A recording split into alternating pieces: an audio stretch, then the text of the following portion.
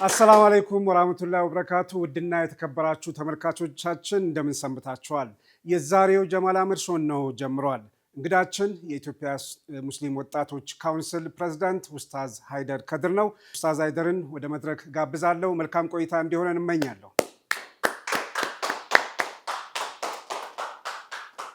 እንኳን ደህና መጣ ኡስታዝ። ቁጭ ብለህ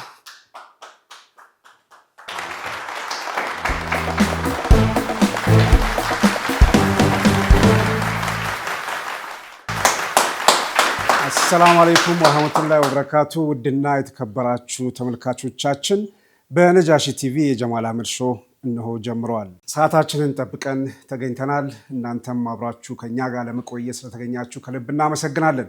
የዛሬው እንግዳችን በኢትዮጵያ እስልምና ጉዳዮች ጠቅላይ ምክር ቤት የኢትዮጵያ ሙስሊም ወጣቶች ካውንስል ፕሬዝዳንት ኡስታዝ ሃይደር ከድር ነው። አብራችሁ እንድትቆዩ በአክብሮት ጋብዛለሁ። ኡስታዝ እንኳን ደህና መጣ። እንኳን ደህና ቆየ። ዛሬ እንግዳችን በመሆንህ ከልብ እናመሰግናለን። ጊዜህን ለእኛ ለዚህ ፕሮግራም ለተመልካቾቻችን ስለሰጠህ ካለ ጊዜ በጣም በድጋሚ አመሰግናለሁ። ከየት እንጀምር? ኡስታዝ ሃይደር ከድር እያልኩ ልጥራ ወይስ ኡስታዝ ወጣት ሃይደር እያልኩ ልጥራ? ቢስሚላሂ ረህማን ረሂም። በመጀመሪያ እኔም ስለተጋበዝኩኝ ደስ ብሎኛል። እኔም ስለጋበዝከኝ አመሰግናለሁ። ያው ጥሪና ሃይደር ብለን ብጠራም ችግር የለውም። እሺ ኡስታዝ ነቱንም ትተህ ማለት ነው። ከብዙ ነገሮች ማንሳት እንችላለን። ዛሬ የተወሰነ ነገር አንስተን ምናልባት ጊዜ ካልበቃን ሌላ ጊዜ እንደምናስቸግር እናንተም ቃል እንደምትገባልን ተስፋ አደርጋለሁኝ። በግል ህይወት ዙሪያ ብዙ ነገሮች ማንሳት እንችላለን። አሁን ደግሞ ካለ ኃላፊነት አንጻር የምናነሳቸው ጉዳዮች ይኖራሉ። ለመጀመሪያ ያህል የልጅነትና የትምህርት ጊዜ የት ነበር? እንዴት ነበር? እሱን አስታውሰን ከተመልካቾች ጋር በዚህ መልኩ ተዋውቀህ ወደ ሌሎች ጉዳዮች ብናልፍ። ኸይር ኢንሻአላህ። ያው እንዳልኩ ኢንሻአላህ ዛሬ በሚቀጥለውም ከህዝብ ጋር መገናኘት ያለውን ኤክስፒሪየንስ ሼር ማድረግ አንዳንድ ነገሮች መናገር ጥሩ ነው። ሚዲያ ያለን ትልቁና ዋነኛው መሳሪያችን ነው። በተለይ ደግሞ አንተ ጋር ሲሆን ደግሞ የበለጠ ጥሩ ይሆናል። ጀዛከላህ ኸይረን። ሙስሊሙን እያገለገልክ ህዝቡንም ሀገርንም ስታገለግልም ነበረ፣ አሁንም እያገለገልክ ነው። ጀዛከላህ ኸይረን አለው። በድጋሚ ምን የጠየከኝን ለመመለስ ያህል ያው ስለ ልጅነትና ስለ ትምህርት እሱን ብቻን ከተናገርን ያው አንድ 10-20 ምናምን ፕሮግራም ያስፈልገናል። ያው በቃና አይመስለኝም። ትክክል። የልጅነት እንደው ባጭሩ ለማለት ያህል እንደው የት አካባቢ ተወለድክ? እንዴት ነበር የልጅነት ጊዜ? ትምህርት ሴት ነበር ለመጀመሪያ? አዎ እንደው ለምን ብዙ ጊዜ አንተ የምታስታውሰው የእድሜ የህፃንነት ጊዜ የልጅነት ጊዜ ነው በጣም ከሌላው ጊዜ በላይ የምታስታውሰውና በጣም አታችመንትም ጠንካራ የሚሆነውና ዚክራያት የሚባል ነገር አለ። በዛ ይመለሳል። ግን ዋና ዋናዎችን ስናይ እኔ ሃይደር ከድር እባላለሁ። የተወለድኩት በጅማ ዞን ሸነንጊቤ የሚባል። በነገራችን ላይ ጅማ ሲባል 5 ስቴቶች ናቸው። ሸነንጊቤ ይባላል። ሸን ማለት 5 ማለት ነው። አምስቱ የጊቤ ስቴቶች ማለት ነው። 5ቱ የጊቤ ስቴቶች አንዱ የአባ ጅፋር ጅማ ራሱ አለ። ሌላው ጉማ አለ፣ የኛ አካባቢ ማለት ነው። ጎማ አለ፣ ጎማ አጋሮን ጨምሮ ከባቢውን ጎማ አለ። ጎማና ጎማ የተለያዩ ናቸው። ጎማና ጎማ ራሱን የቻሉ ስቴቶች ናቸው። ከዛ ሊሞ አለ፣ ጌራ፣ ጎማ፣ ጎማና ጅማ ስንት መጡ? 5 ናቸው። ከነኚህ ጅማ ሲባል አሁን ይሄን ሁሉ ያጠቃልላል ማለት ነው። ራሱን የሚችላል እንደገና ደግሞ ሌሎቹን ያጠቃልላል። ሌሎቹ ጅማ በሚባልበት ሰዓት ይሄን ሁሉ በአጠቃላይ ያጠቃልላል ነው። 5ቱ የጊቤ ስቴቶች ማለት ነው። ሁሉም የራሳቸው መሪ፣ የራሳቸው ገዢ፣ የራሳቸው ነገስታት የነበሩበት የራሳቸው ካልቸር፣ የራሳቸው አመራር የነበራቸውና ለረጅም ጊዜ ያው ብዙ ታሪክ አለው። እዛ አካባቢ ነው የተወለድኩት ማለት ነው። ከ5ቱ ስቴቶች አንደኛ ውስጥ ነው ጉማ የሚባል ማለት ነው። ጉማ ያው በታሪክም በብዙም የሚታወቅና በትግልም በከፍተኛ ሁኔታ የሚታወቅ የረጅም ጊዜ ታሪክ ያለበት ኦልሞስት ሁሉ ህዝቡ ሙስሊም የሆነበት እና እነኚህ ጉማ በድሮ ጊዜ 3-4 ወረዳዎችን ይይዛል።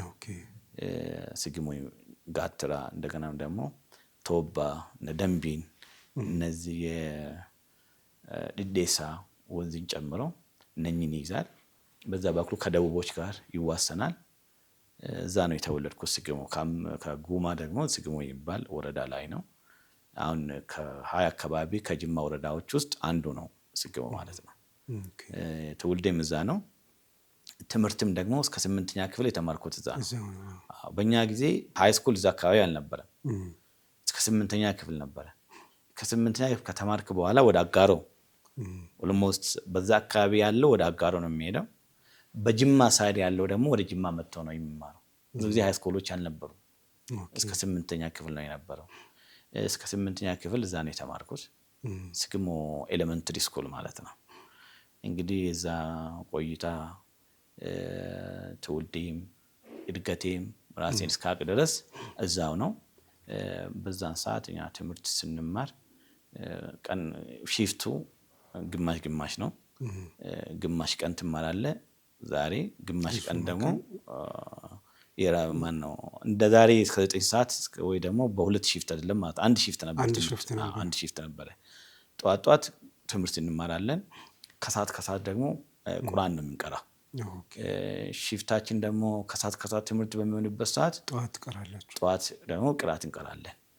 ስለዚህ በዛው ኤሌመንተሪ በምንባልበት ሰዓት በአንድ በኩል ቁርአን እየቀራን ኦልሞስት ተቀራራቢ የሆነ ማለት ነው።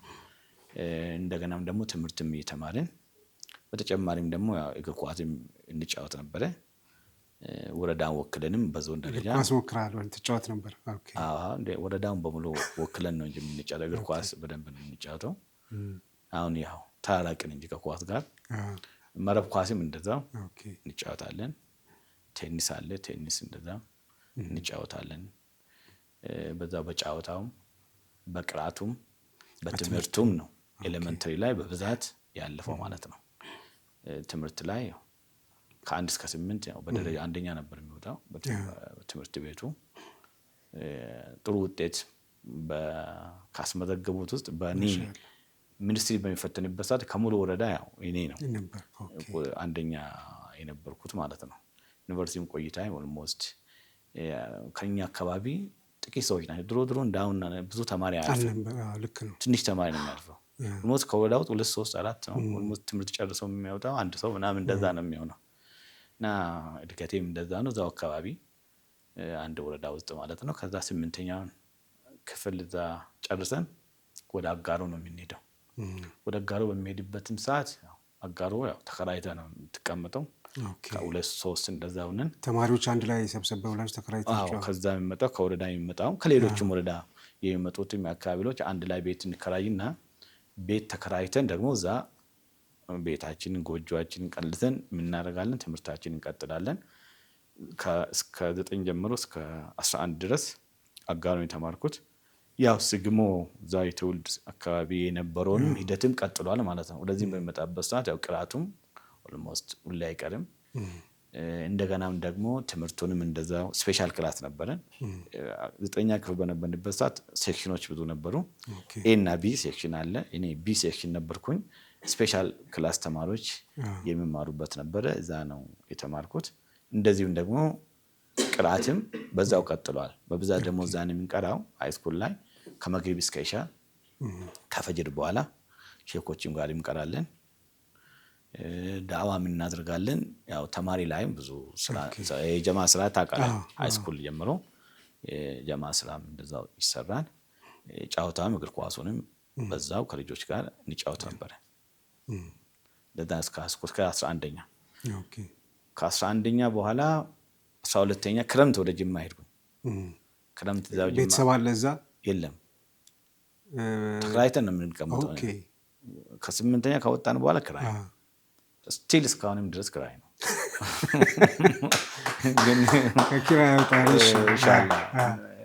ከዛ ወደ 12ኛ ክፍል በሚገባበት ሰዓት ክረምት ጅማ ነበርኩኝ። 12ኛ ጅማ ሃይስኩል ነው የተማርኩት። ጅማ ሃይስኩል 12ኛ ጨረስን። እዛም ሲሆን ያው ወደ አሁኑ ያው ጀማው ምኑ ስላለ ከአካባቢውም ወጣቱም ጋርም ከመሻይኾቹም ጋርም ያው ሰው ድሮ የሚታወቅ በዳዕዋም በዚህ ማህበራዊ ስራችን ብዙ ስለሆነ በዛም ስለምንታወቅ ከሰዎች ጋር መግባባትና መቀላቀል ብዙ የሚከብድ ነገር አይደለም። ወደዚህ በሚመጣበት ሰዓት ያው ከመስጊድ ጋር ያለው አታችመንት ስቲል በዛው ነው። ዳዕዋውም ቅራቱም እንደዛው ቀጠለ። ትምህርቱም በዛ አይነት ሁኔታ ቀጠለ። ሁሉም ነገር ማለት ነው። ኳስም እዛው ቀጠለ። ጅማ ላይ በደንብ ነው እንደውም በጣም ነው ስንጫወት የነበረው ከጀማ ጋር። ከመስጊድ ከፈጅር በኋላ እንወጣለን። ከፈጅር በኋላ እግር ኳስ ጨዋታ ነበረ እንጫወታለን። በዚህ ሁኔታ ሃይስኩልም እዛ ጨረስን። ውጤት ስንጨርስ ያው ውጤት ዩኒቨርሲቲ መግቢያ ውጤት መጣ። ከዛ ወደ መቀሌ ዩኒቨርሲቲ ገባው ማለት ነው። ከኤሌመንተሪ ጀምሮ ውጤት መጣ። ወደ ዩኒቨርሲቲ ወደ መቀሌ ተመደብኩ። ኦኬ መቀሌ ብዙ አልቆየህም አሉ። ቤተሰብ ናፍቀህ ይሁን ወይ ደግሞ የናፈቁ ሰዎች እንድትመጣ ግፊት አድርገውብህ ይሁን መቀሌን ትተህ ተመልሰህ ጅማ ገባ? አዎ መቀሌ ዩኒቨርሲቲ ገባው። መቀሌ ዩኒቨርሲቲ ሲገባ ትላልቅ ወንድሞችን ከሁሉም ክልል ማለት ነው ከአዲስ አበባ፣ ከኦሮሚያም፣ ከአማራ ክልል ኢቭን ከትግራይ ከዛው ከሶማሌ ከብዙ ካሉ ሲጀማ በዛን ሰዓት ማሻአላህ እንደው አላህ Subhanahu Wa Ta'ala ለሆነ ነገር የሚያዘጋጅ ይመስላል።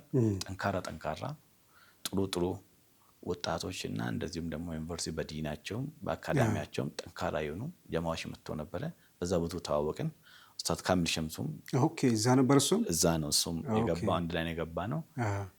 ወንድሜም ኢንጂነር ከማል አረብ የኢትዮጵያ ወጣቶች ካውንስል ዋና ጸሐፊም እዛ ነው። ከዛ ጊዜ ጀምሮ ነው የምንታወቀው ዩኒቨርሲቲ ጀማ ላይ። ሌሎቹ አሁን ወደ ውጭም ያሉትም አገር ውስጥም ያሉትም ትላልቅ ፖዚሽን በስራም በመንግስትም በንግድም በትምህርታቸውም ከፍተኛ ደረጃ ያደረሱ ጥሩ ወንድሞች ጋር እዛው ተዋወቅን። እዛው የመቀሌ ዩኒቨርሲቲ ጀማ እንደ ሀገሪቷም ጠንካራ ጀማ ነው ከሚባሉት ውስጥ የመጀመሪያ ቁጥር ነው ብል ያው ማጋናን አይደለም ነምበር 1 ነው ብል ማለት ነው። እዛ ቆየን። ጀማው ጠንካራ ነበረ። ከፍተኛ ያው ትግሎችም ነበሩ እንደዛው ያው እንደሌላው ዩኒቨርሲቲ እንደሚደረገው ትግል ብዙ ትግል ነበረ። እዛ ደግሞ ትግሉ ትንሽ መረር ይላል የነበረው ትግል ማለት ነው። ሰላቶችም ስንከለከል የዳዋን በምንከለከልበት ሰዓት ቅራአትን ስንከለከል ለመስገድም ደግሞ የሚገርመው ሩቅ መስጊድም የለም። እዛ ግቢው አንደኛ ሰፊ ነው። ከግቢው ወጥተ መስገድ አችልም። ግቢው ውስጥ መስገድም ደግሞ በጣም አስቸጋሪ ነበረ። ብዙ ትግሎችን ነው እንግዲህ ያሳለፍነው። እንደገናም ቅራት ላይም ዳዋ ላይም እንደዛው አንዳንዴ ያው ፕሮክተሮችና ሌሎች ዘበኞች እንዳዩን ማታ ከኢሻ በኋላ እንደዛ ይደረጋል። አንዳንዴ ደግሞ በሌሊት ከፈጅር በኋላ ወዳኑ ክላስ ሳይጀምር ካፌ ሳይጀምር ይደረጋል። በተለይ ደግሞ ሴት እህቶች የነበራቸው ቆራጥነት የነበራቸው ጀግንነት የነበራቸው ትግል የሚገርም አጃብ የምትለው አይነት እንቅስቃሴ ነበረ። በቃ 2 ዓመት የነበርኩት መቀሌ ዩኒቨርሲቲ ቆይታ ባይኖር ኖሮ ነው ዩኒቨርሲቲ ገብቻለሁ ብዬ መናገር ራሱ ይከብደኝ ነበር። በጣም ትልቅ ስራ ተሰራበት። ዳዋ እንቅስቃሴውም ትግሉም የነበረበት ከብዙ ወንድሞች ጋር የተዋወቅንበት ከዛ ቀን ትውውቅ ጀምሮ እስከ ዛሬም ኢንሻአላህ እስከ መጨረሻም አብረን ብዙ ነገሮችን እንድንቆይ ሰበብና ምክንያት የሆነው መቀሌ ዩኒቨርሲቲ ነው። በተጨማሪም ደግሞ የመቀሌ ጀማ ህዝቡ ራሱ በጣም ምርጥ ህዝብ በጣም አሪፍ ነው። ኸይረኛ ሐቂቃ ማለት ነው። በጣም እውነታውን ሲናገር አሁን እኛ ከዛ አንዳንድ ችግሮችም ሲኖሩ ወደ ከተማ ነው የምንሄደው። ወደ ከተማ የምንሄድበት ሰዓት መስጂድ ሰጥቶን በየ15 ቀኑ ዳዋ እዛ መስጊድ እናደርጋለን፣ ቅራት እናደርጋለን። ከኛ ጋር መጥተው ይቀላቀላሉ። ልጆቻቸውን እኛ ጋር ይልካሉ። በተለያዩ ነገር ይረዱናል፣ ያግዙናል። ሌላው ዶክተር አንዋር ሙስጠፋን ታውቃለህ? የመጅሊሱ ስራ አስፈጻሚ አባልና የትግራይ ወኪል የሱ ቤተሰቦች እህታችን ናይማ አላህ ጀዛዋን ይክፈላት። መቼም ከፍለን የማንጨርሰው ልጆቻችን ሲታመሙ ተማሪዎች መኪና እየላኩ ወደ ቤታቸው እየወሰዱ እያሳረፉ በብዙ ነገር ድጋፍ እያደረጉልን ከነበሩት እህቶች ውስጥ አንዱ እሷ ናት። አላህ ጀዛቸውን ይክፈላቸው። ትላልቅ መሻይኾችም ዱዓቶችም ለራሳቸው ልጆች አድርጎ አቅፎን ብዙ አግዘውናል። የነሱ እገዛ ባይኖር ኖሮ ሌላ ብዙ ችግር ነበረ። በተጨማሪና አደማር ታውቀዋለህ? አደማርን ብዙ ሲያግዘን ብዙ ሲደግፈን ነበር። አንዳንድ ጊዜ የሆነ ጊዜ መኪና ልንገባ ልንከራይ በጀማ ነው የሚመጣው። ክረምት ሊመጣ ስንል በጣም መኪና እንኳን እንዳንከራይ ብዙ ነገር ደርሶብን ነበር። ብዙ እንግዲህ አንዳንዴ ማትናገራቸው አስቸጋሪ ወቅቶች አሉ። በዛ አስቸጋሪ እና አስከፊ ወቅት ላይ እና ደማልና ሌሎችም ከኛ ጋር ቆመው ብዙ አግዘውናል። ከተማው ሰዎች በአጠቃላይ ማለት ነው። በጥሩ ቆይታና በጥሩ ነበረ። ያው ቢሆንም ጅማዎቹ የነበሩ የጀማ እንቅስቃሴ የመሰረትናቸው የጀመርናቸው ብዙ እንቅስቃሴዎች ስለነበሩ ያው መምጣት አለብኝ የሚል ከፍተኛ ጫና አድርጎ እዛው ጅማ ዩኒቨርሲቲ ሄዶ አሳምነው ፕሬዝዳንቶቹን ወደዛ ትራንስፈር እንዳደርግ አደረጉኝ እንጂ እኔ ቤተሰቤም ናፍቆኝ አይደለም። የጀማው እንቅስቃሴ የግድ መመለስ አለብኝ ብሎ ራሳቸው ፕሮሰስ አድርጎ እንድመለስ አድርጎ ነው። እዛም በሚሄድ ያው ጅማ ስትሄድ ደግሞ ዩኒቨርሲቲ ላይ ብቻ አይደለም የምንሰራው፣ ህዝቡ ላይም አካባቢው ላይም ብዙ ተጽዕኖ ነበረን። አልሐምዱሊላህ አላህ ያቀበለን ኢኽላሱንም አላህ ያስጠን። ከዛ አንጻር ነው ወደዛ የተመለስኩ ሳልፈልግ ማለት ነው። ያን ያህል በጣም ጥሩ። እንግዲህ ቀደም ሲል ከኡስታዝ ጋር የልጅነትና የትምህርት ጊዜውን እየነገረን ነበር። ተመልካቾቻችን እየተከታተላችሁ ያላችሁት የጀማል አህመድ ሾው ነው ከኡስታዝ ሃይደር ከድር ጋር። ከአፍታ ቆይታ በኋላ ተመልሰን እንገናኛለን። የትም ሳትርቁ ጠብቁ ነው።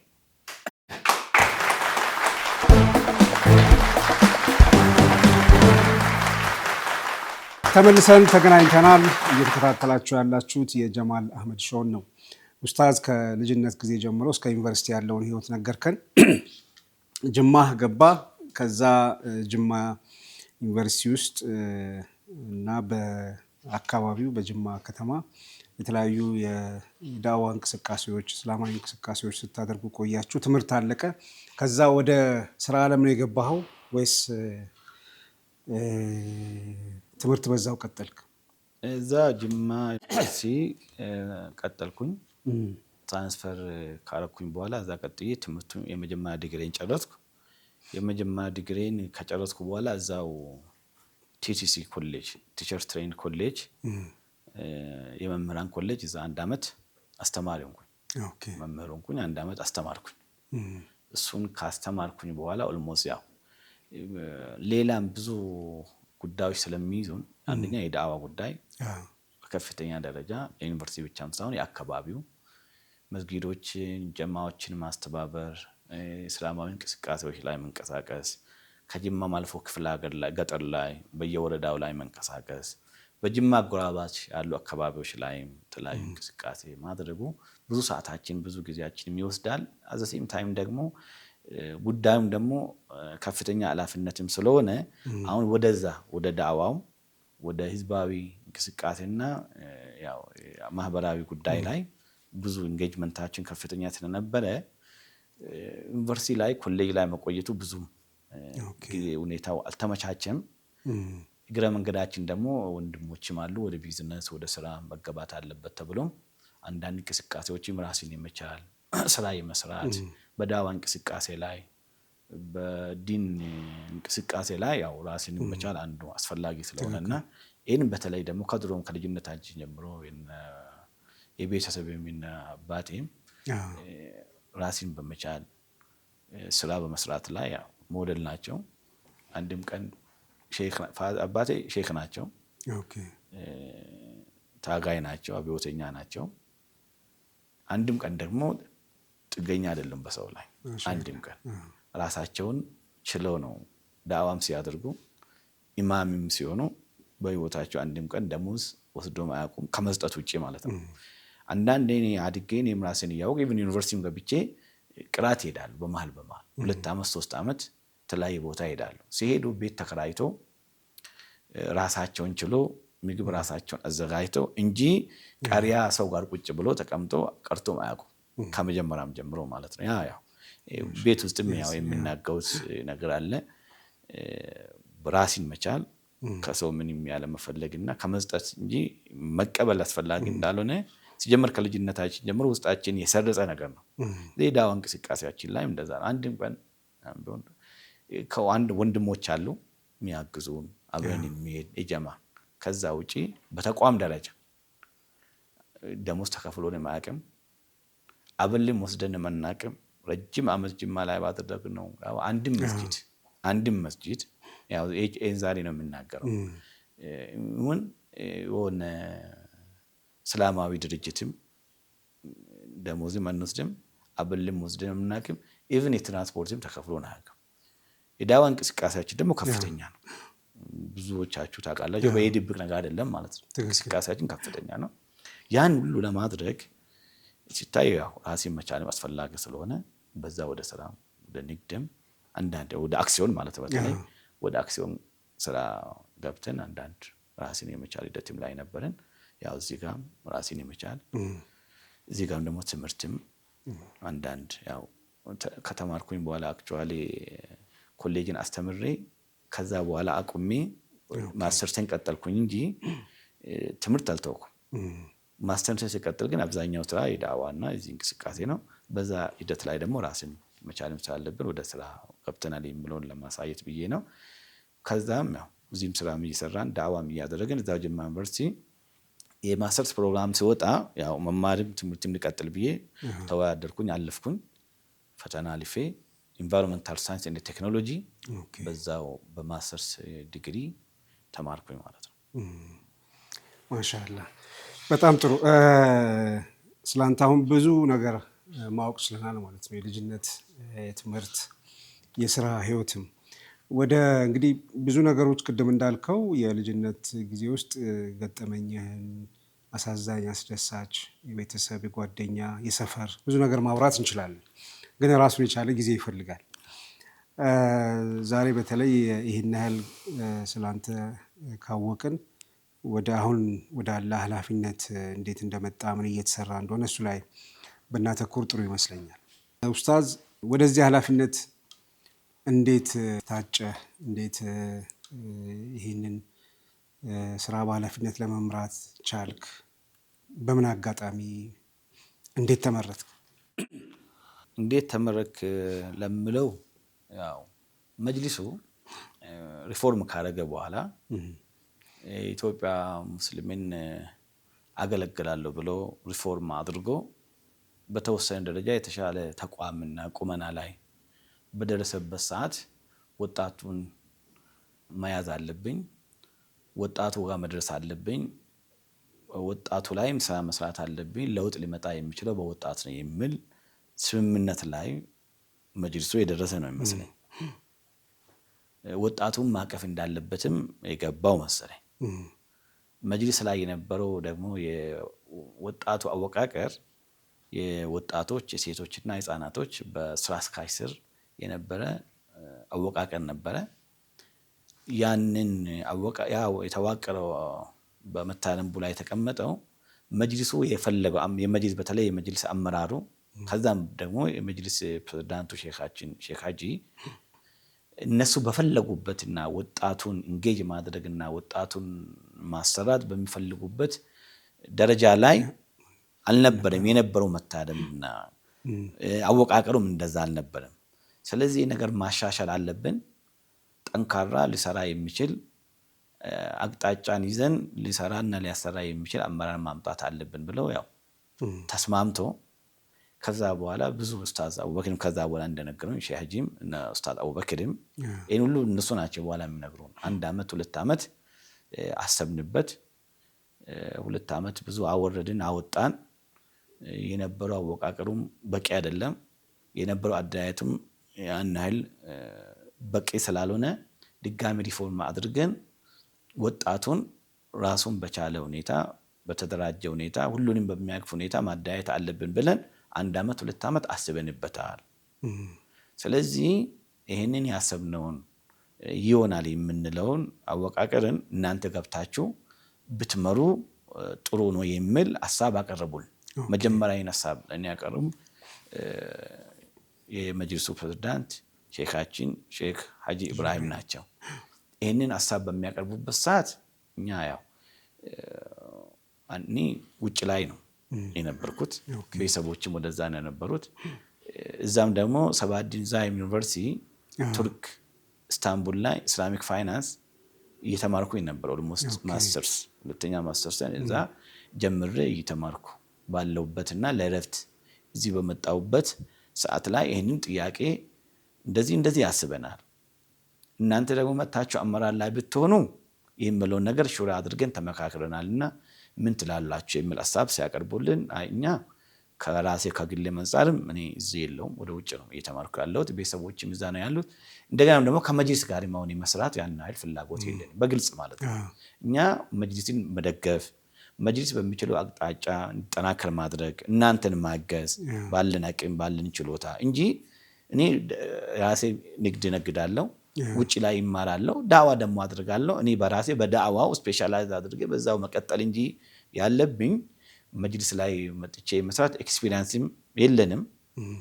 መምጣትም ደግሞ ብዙም ፍላጎት የለንም የሚለውን ነገር ገለጽኩላቸው ነው ማለት ይሄን በሚገልጽበት ሰዓት አይ እናንተ መጅሊስ ተቋቁመዋል ውጪ ሆናችሁ የምታደርጉት ነገር ውጪ ሆናችሁ የሚሰሩት ስራ ያን ያህል ተጽዕኖ ሊያመጣ አይችልም ያን ያህል ውጤት ሊያመጣ አይችልም በትክክል ለዲናችን ለአኺራችን እናስባለን እንለፋለን ካላችሁ ይኸው በሩ ክፍት ነው ኑና ከኛ ጋር ስሩ ወይ የሚለውን ነገር ድጋሚ መለሱልን ኢንሲስት አደረጉ እንደዛ ኮነማ እስቲ እንመካከራለን ሹራ እናድርጋለን ብለን ያው ጠፋንባቸው ስንጠፋ አሁንም ተከታትለው ረጅም ጊዜ ሐቂቃው ማለት ረጅም ጊዜ ተከታትለው በጣም ተቆጡ በጣም ከዚህ በላይማ እንራገማለን እስከማለት ደረጃ ደረሱ እናንተ ለኛ ኃላፊነት ሰጣችሁ እናንተን ስሩ ብላችሁ መርጣችሁን ተነስታችሁ በራሳችሁ የሚሽሹበት ምንም አይነት ምክንያት የለው ለዲን እንሰራለን ካላችሁ ነው ካልሆነ ግን ብለው ያው ቁጣ ዘል የሆነ መልእክት ማስተላለፉ ሌሎችንም ትላልቅ ዑለሞች እነ ዶክተር ጄላን መሰሉ እነሱም ጉዳዩ መሆን አለበት ብለው ጫና ፈጠሩ እና ኡስታዝ አቡበክር አህመድም ዋናው ስሞቹንም ምኖችንም ካመጡት እሱ ነው አንዱ ይሄ መቀበል አለባችሁ መስራት አለባችሁ በዚህ ሁኔታ ካልሆነ በስተቀር ወጣቱም ሊሰባሰብ አይችልም ሊሰራ አይችልም የሚል እሱም ጫና አደረጉ ከዛ ድጋሚ እንግዲህ ሹራ እናረጋለን ሰላቱ ኢስቲኻራ እንሰግዳለን ይሄ ነገር ፍቀዱን አልናቸው እሺ ተመካከሩ አሉን እኛም ከወንድሞች ጋር ብዙ ተመካከር በተለይ ያው ከኢንጂነር ከማል ጋር ዋና ጻፊው በብዙ ነገር ስለምንገናኝ እኛ የመጅሊሱን እንጂ ድሮም ጀምሮ ያው የወጣቱ ጉዳይ ያሳስበናል ዩኒቨርሲቲ አብረን የነበርናቸው በመቶ ሺዎች የሚቆጠሩ ተማሪዎች በ10 ሺዎች የሚቆጠሩ አብረን የተመረቅናቸው በብዙ ቦታ ያሉት ወጣቶች እንዴት ይሰበሰባሉ እንዴት ይመጣሉ እንዴት ለሀገራቸውም ለሃይማኖታቸውም እንዴት ይሰራሉ የሚል ያው የዘውትር ጭንቀታችን አንዳንድ ጊዜ የሥራ ጉዳይ የምን ጉዳይ ከመስመር አውጥቶ ወደ ሌላ ነገር ይወስዳል እንጂ ልባችን ውስጥ ያለው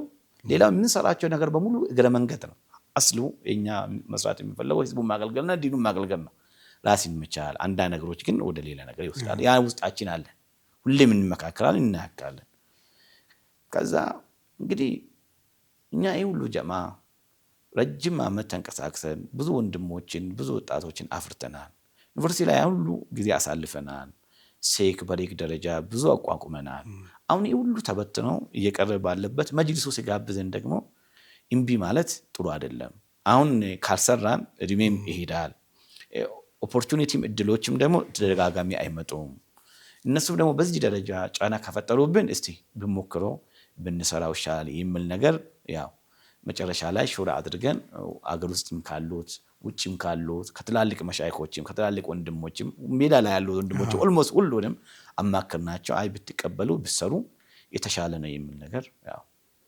ሐሳብ አቀረቡልን እኛም ዱዓ አድርገን ኢስቲኻራም ሰግደን እሺ ብለን ያው ገባን ለኛ መጀመሪያ ጥሪም ያደረጉልን ወደዚህ እንድንመጣ ያደረጉልን በመጀመሪያ ደረጃ ሼኻችን ሼክ ሀጂ ኢብራሂም ቱፋና ቀጥሎ ደግሞ ኡስታዝ አቡበክር አህመድ ናቸው የጠሩንም ከዛ በኋላ የሹመት ተሰጣጡ ምንም ያው በሚዲያ ያያችሁት ነው በግል አንተ ይሄንን ኃላፊነት ስትወስድ የቅድም እንዳልከው የሥራ የቤተሰብ ሁኔታ አለ ያንን ሊጎዳብህ እንደሚችል ገምተህ ግን ይሄን ኃላፊነት ደግሞ መወጣት አለብኝ ብለህ የመጣ ይመስለኛልና በተለይ ንግድ ላይ ለነበረ ሰው እና ውጪ ለነበረ ሰው ቤተሰቦቹም ውጪ ላለ ሰው አይከብድም ይሄ ነገር እንደ ዱንያና እንደ ማትሪያል ነገር ካየ ይከብዳል ሐቂቃው ማለት ነው እንደ ዲን ካየ ደግሞ አይከብድም ምንም ያውንኛ የከፈልነው መስዋዕትነት ነው ብለንም አናስብ።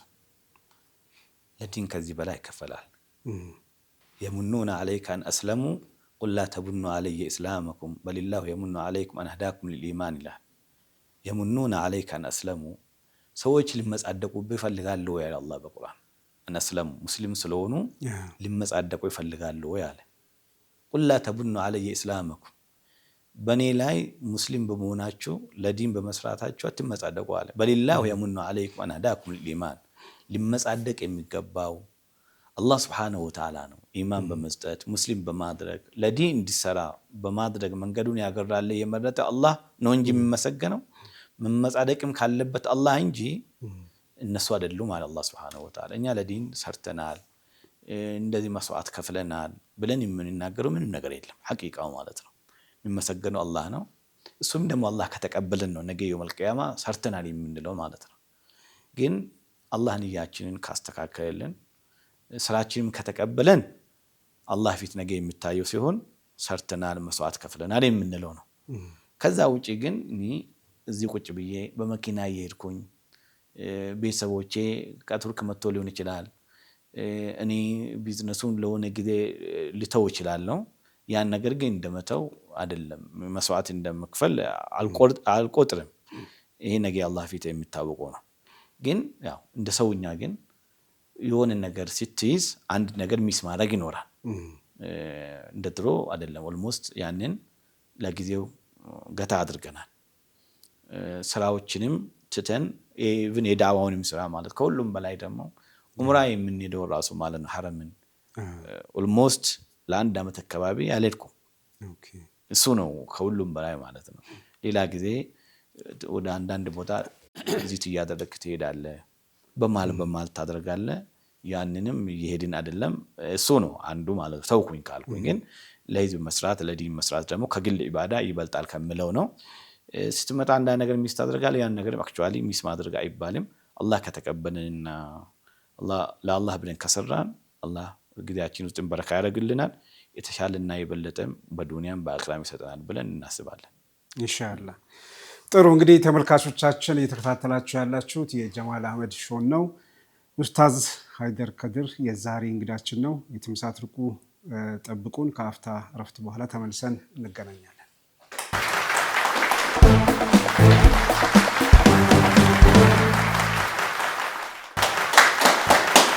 አፍታ እረፍት በኋላ ተመልሰን ተገናኝተናል። እንግዳችን ኡስታዝ ሃይደር ጋር ቆይታችን ይቀጥላል። ኡስታዝ የኢትዮጵያ ሙስሊም ወጣቶች ካውንስል ፕሬዝዳንት ነህ። ወጣት ማለት ምን ማለት ነው? ወጣት ማለት ያው በተለያዩ ዲፊኒሽኖች ካየን ያው የተወሰኑ የእድሜ ክልል በእድሜ የተገደበ የአንድ ሰው የህይወት ዘመን ማለት ነው።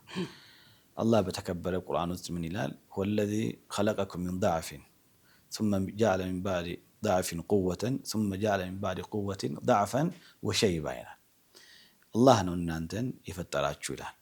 ደካማ ነበራችሁ፣ ከድክመት በኋላ ደግሞ ወደ ቁዋ ወደ ጥንካሬ አመጣዋችሁ፣ ከጥንካሬ በኋላ ደግሞ ወደ ድክመት አመጣዋችሁ ይላል። በሁለት ደካማ መካከል ያለ ጠንካራ እድሜ ማለት ነው። በልጅነት በህፃንነትና በሽምግልና መካከል ያለውን እድሜ ወጣትነት ማለት ነው። የተለያዩ ያው ዴፊኒሽኖች አሉት። ግን እንደኛ እንደ ኢትዮጵያ ሙስሊም ወጣቶች ካውንስል ወጣትነት ዲፋይን በምናደርግበት ሰዓት ከ15 ዓመት እስከ 40 ያለውን ማለት ነው። حتى اذا بلغ اشده وبلغ 40 سنه 40 ዓመት ብለን እናስባለን። በተጨማሪም ደግሞ ማንም ትጉ ንቁ ተራማጅ ሊሰራ የሚችል ሰርቶ የሚያሰራ ማንኛው ኢትዮጵያ ሙስሊምን በዚህ እድሜ ውስጥ እናካትታለን ማለት ነው። ማንም ሰው ጠንካራ ከሆነ ትጉ የሆነ ከሆነ የሚሰራ የሚለፋ ከሆነ ያንን እንጨምራለን። እዚህ ጋር ምንድነው ያ ማለት ከ15 ዓመት በታች ያሉትንም 14 13 12 ላይ ያሉትንም እንጨምራለን። ትልቁና ዋነኛው ነገር የካውንስሉ ፎከስ የሚያደርገው የሚሰራው አጠቃላይ ወጣቱን ኢንክሉሲቭ ባደረገና ወጣትን ያለምንም ማግለል ወጣትን የሚሰበስብ በወጣት ላይ የሚሰራ ወጣትን ኢምፓወር የሚያደርግ ሲሆን የእድሜ ክልል ማለት ነው ሌሎቹንም የሚያካትት የሚጨምር ማህበራዊ ማን ነው ካውንስል ነው እንደኛ ካውንስል ከወስተርኮ ማለት ነው ዴፊኒሽኑንም መታደንቡ ላይ ማስቀመጥ ነው በእድሜ 15 እስከ 40 ሆኖ በተጨማሪም ሊተጋ ሊሰራ ለኢትዮጵያ ሙስሊም ሊያበረክት የሚችል ማንንም ኢትዮጵያዊ ሙስሊምን ይይዛል እንደ መታደንባችን ዲፋይን እንዳደረግነው ማለት ነው ከዛ በታች ያለውንም ከዛ በላይ ያለውንም ይይዛል በጣም ጥሩ ስለዚህ ብዙ ጠንካራ ትጉ የሆኑ ሙስሊሞች ከካውንስሉ ጋር ለመስራት ሰፊ እድል አላቸው አንተንም ይጨምራል ይህን እድል ስላገኘን በጣም እናመሰግናለን ኡስታዝ ከእድሜ ባሻገር ማለት ከወጣት ሆነው መስራት ከሚችሉ ባሻገር ከተዋጽኦ አንፃር ተዋጽኦ ስንል ሁሉም ሙስሊም ኢትዮጵያውያንም በማሳተፍ ረገድ ምን ያህል እያካተታችሁ ነው እንደምታውቀው የተለያየ ጀማ አለ የተለያየ አመለካከት ያለው ሙስሊም አለ ስለዚህ ሁሉንም ሙስሊሞች በማቀራረብ በተለይ አንድ አድርጎ በጋራ ከመስራት አንፃር ምን እያደረጋችሁ ነው ይሄ በጣም ጥሩ ጥያቄ ነው የኢትዮጵያ ሙስሊም ወጣቶች ካውንስል ሲቋቋም የተቋቋመለት ትልቁና ዋነኛው ዓላማውና አጀንዳ በአንድነት ዙሪያ በአካታችነት ዙሪያ በወንድማማችነት ዙሪያ የበለጠ እንዲሰራ ነው እኛ የተቋቋመን ዕለት ጀምሮ ትልቁና ዋነኛው የሰራ ነው ስራ አንደኛ እኛ የተመረጥነው የተሾም ነው የካውንስሉ የቦርድ አመራር ራሳችን መጀመሪያ መታወቅ ነበር ከባክግራውንዳችን ጀምሮ እርስ በርስ መታወቅ ነበር ከታወቅን ጀምሮ ደግሞ ቀጥሎ ደግሞ እኛ እዚህ ጋር ያንዳንዳችን የራሳችን የሆነ ባክግራውንድ አለን የራሳችን የትምህርትም የዕልምም የዳዕዋም የመዛህብም ይኖረናል ግን ደግሞ አሁን ልንሰራ የተነሳ ነው ኢትዮጵያ ሙስሊምን በአጠቃላይ እናገለግል ስለሆነ ያንዳንዱ ሰው የግሉ ለአኺራው ለቀብሩ ነገ አላህ ፊት የሚዳኝበት ሊኖረው ይችላል ወተን ደግሞ በመንሰራበት ሰዓት ግን ለሁሉም ሙስሊም ነው ሁሉንም ሙስሊምን ነው ማገልገል ያለብን አንዱን ሳንይዝ አንዱን ሳንተው ሁሉንም በጋራ በአንድ አይን አይተን የጋራ ቤት አድርገን ሁሉንም ማገልገል አለብን ብለን ነው የመጀመሪያ ቀን ቃል ተግባብተን የተነሳነው ሲጀመር ማለት ነው እኛው ራሳችን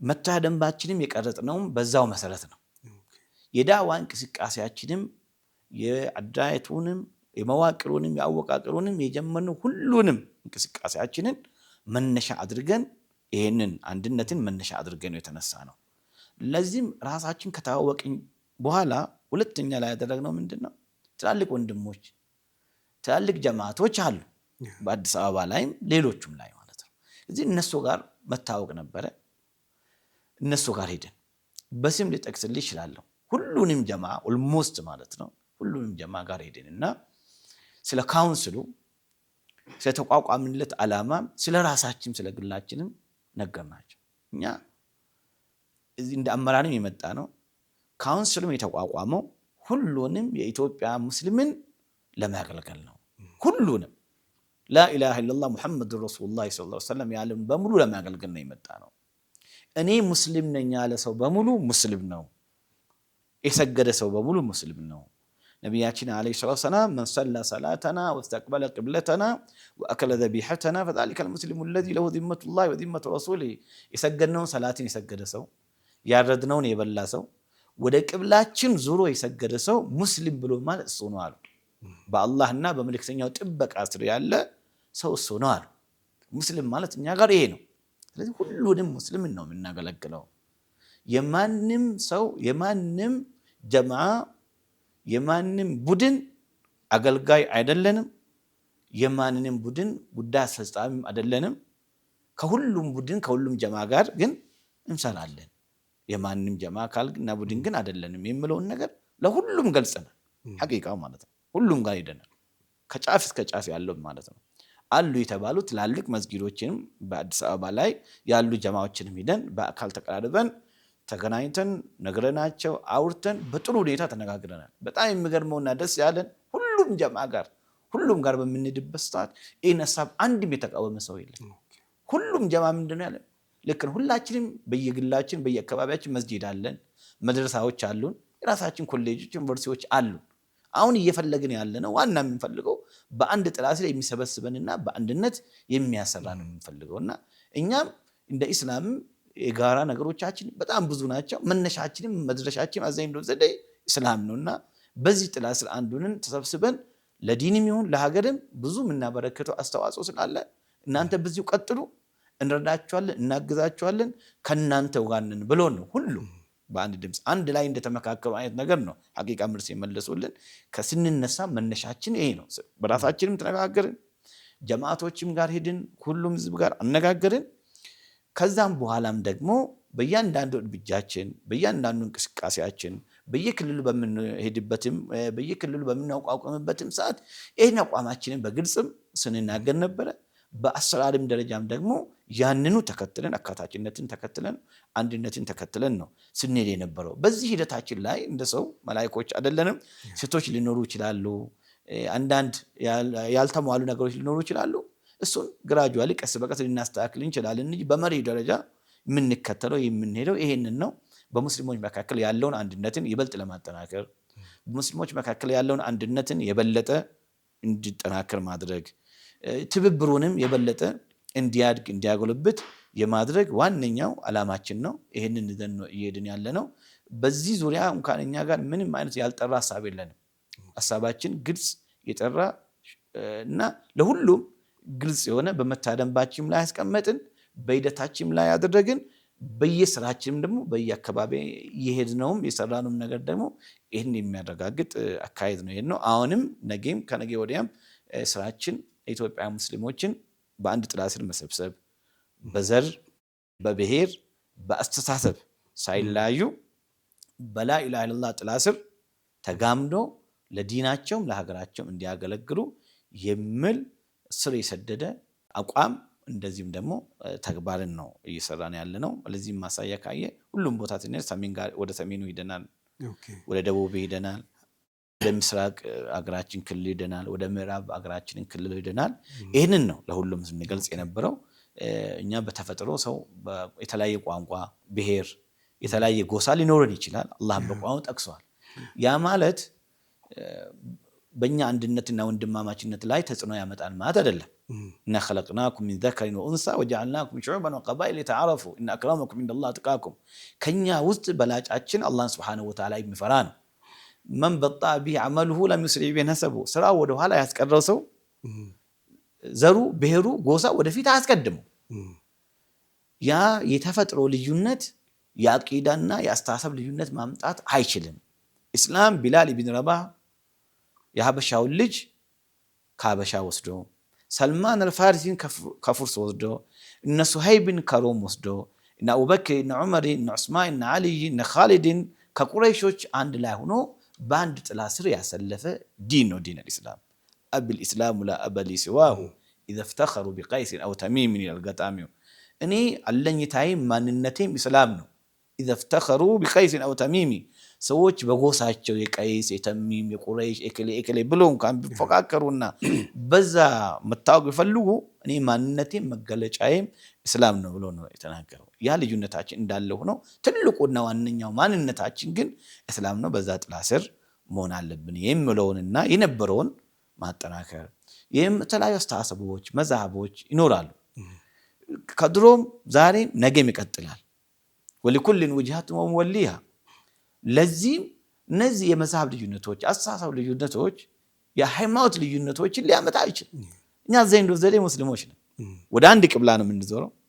ሁላችን የምንቀራው አንድ ቁርአን ነው። ሁላችን የምንከተለው አንድ ነብይ ነው፣ ነብዩ መሐመድን አለይሂ ሰላቱ ወሰላም። የሁላችንም ጌታ ደግሞ አላህ ነው። እነ ሃዲሂ ኡመቱኩም ኡመተን ዋሂደተን ወአነ ረቡኩም ፈዕቡዱን። ይሄ አንድ ኡመት ነው።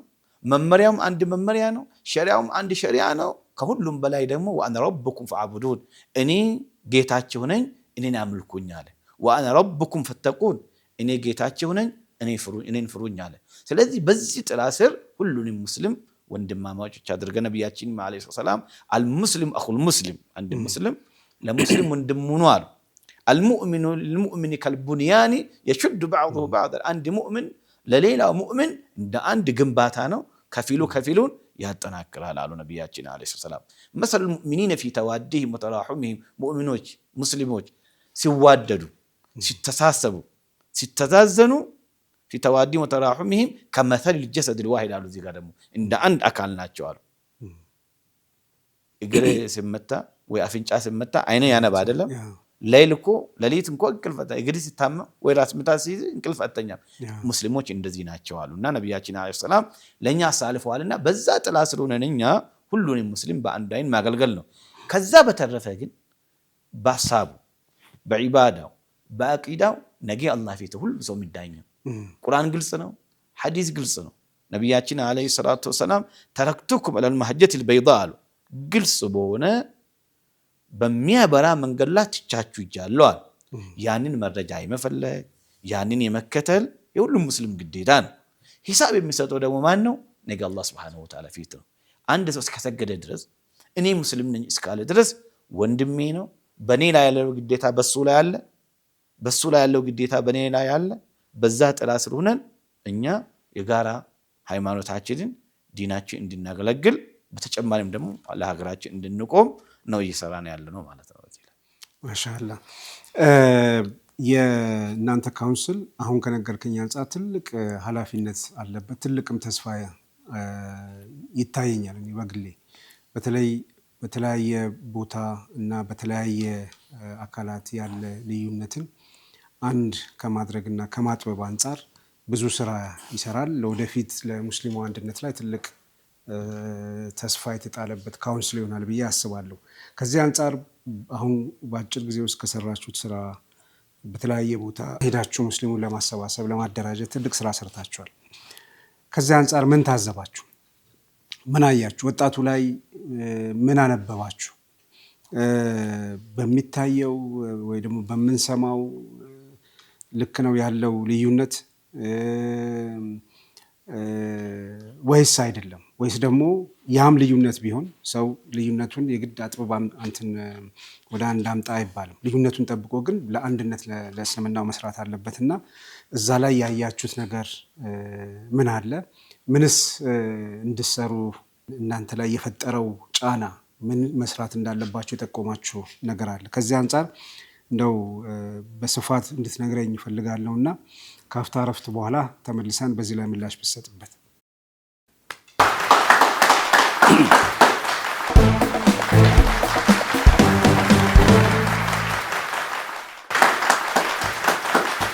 ተመልካቾቻችን ተመልሰን ተገናኝተናል። አብራችሁን ስለሆናችሁ ከልብ እናመሰግናለን። እንቀጥላለን። ኡስታዝ ቅድም አንድ ጥያቄ አንስቼ ነበር። በተለይ የተለያየ ክልሎች፣ ከተማዎች ሄዳችሁ ሙስሊሙን ወጣቱን እያደራጃችሁ ነው እና በተለይ አንድ ከማድረግ አንጻር ለምትሰሩት ስራ ምን ግብዓት እየሆናችሁ ነው? ወጣቱ ላይ ምን አስተውላችኋል? ምን ስራ መስራት እንዳለባችሁ ያያችሁት ነገር አሳይመንት እየሰጣችሁ ነው? እሱ ላይ ምላሽ እንድትሰጥ ይፈልግ። እኛ ያው ትልቁና ዋነኛው ከኢትዮጵያ ሙስሊም ካውንስል ወጣቶች ካውንስል አንዱ ዓላማው አድርጎ እየተንቀሳቀሰ ያለው ወጣቱን ማደራጀት ነው።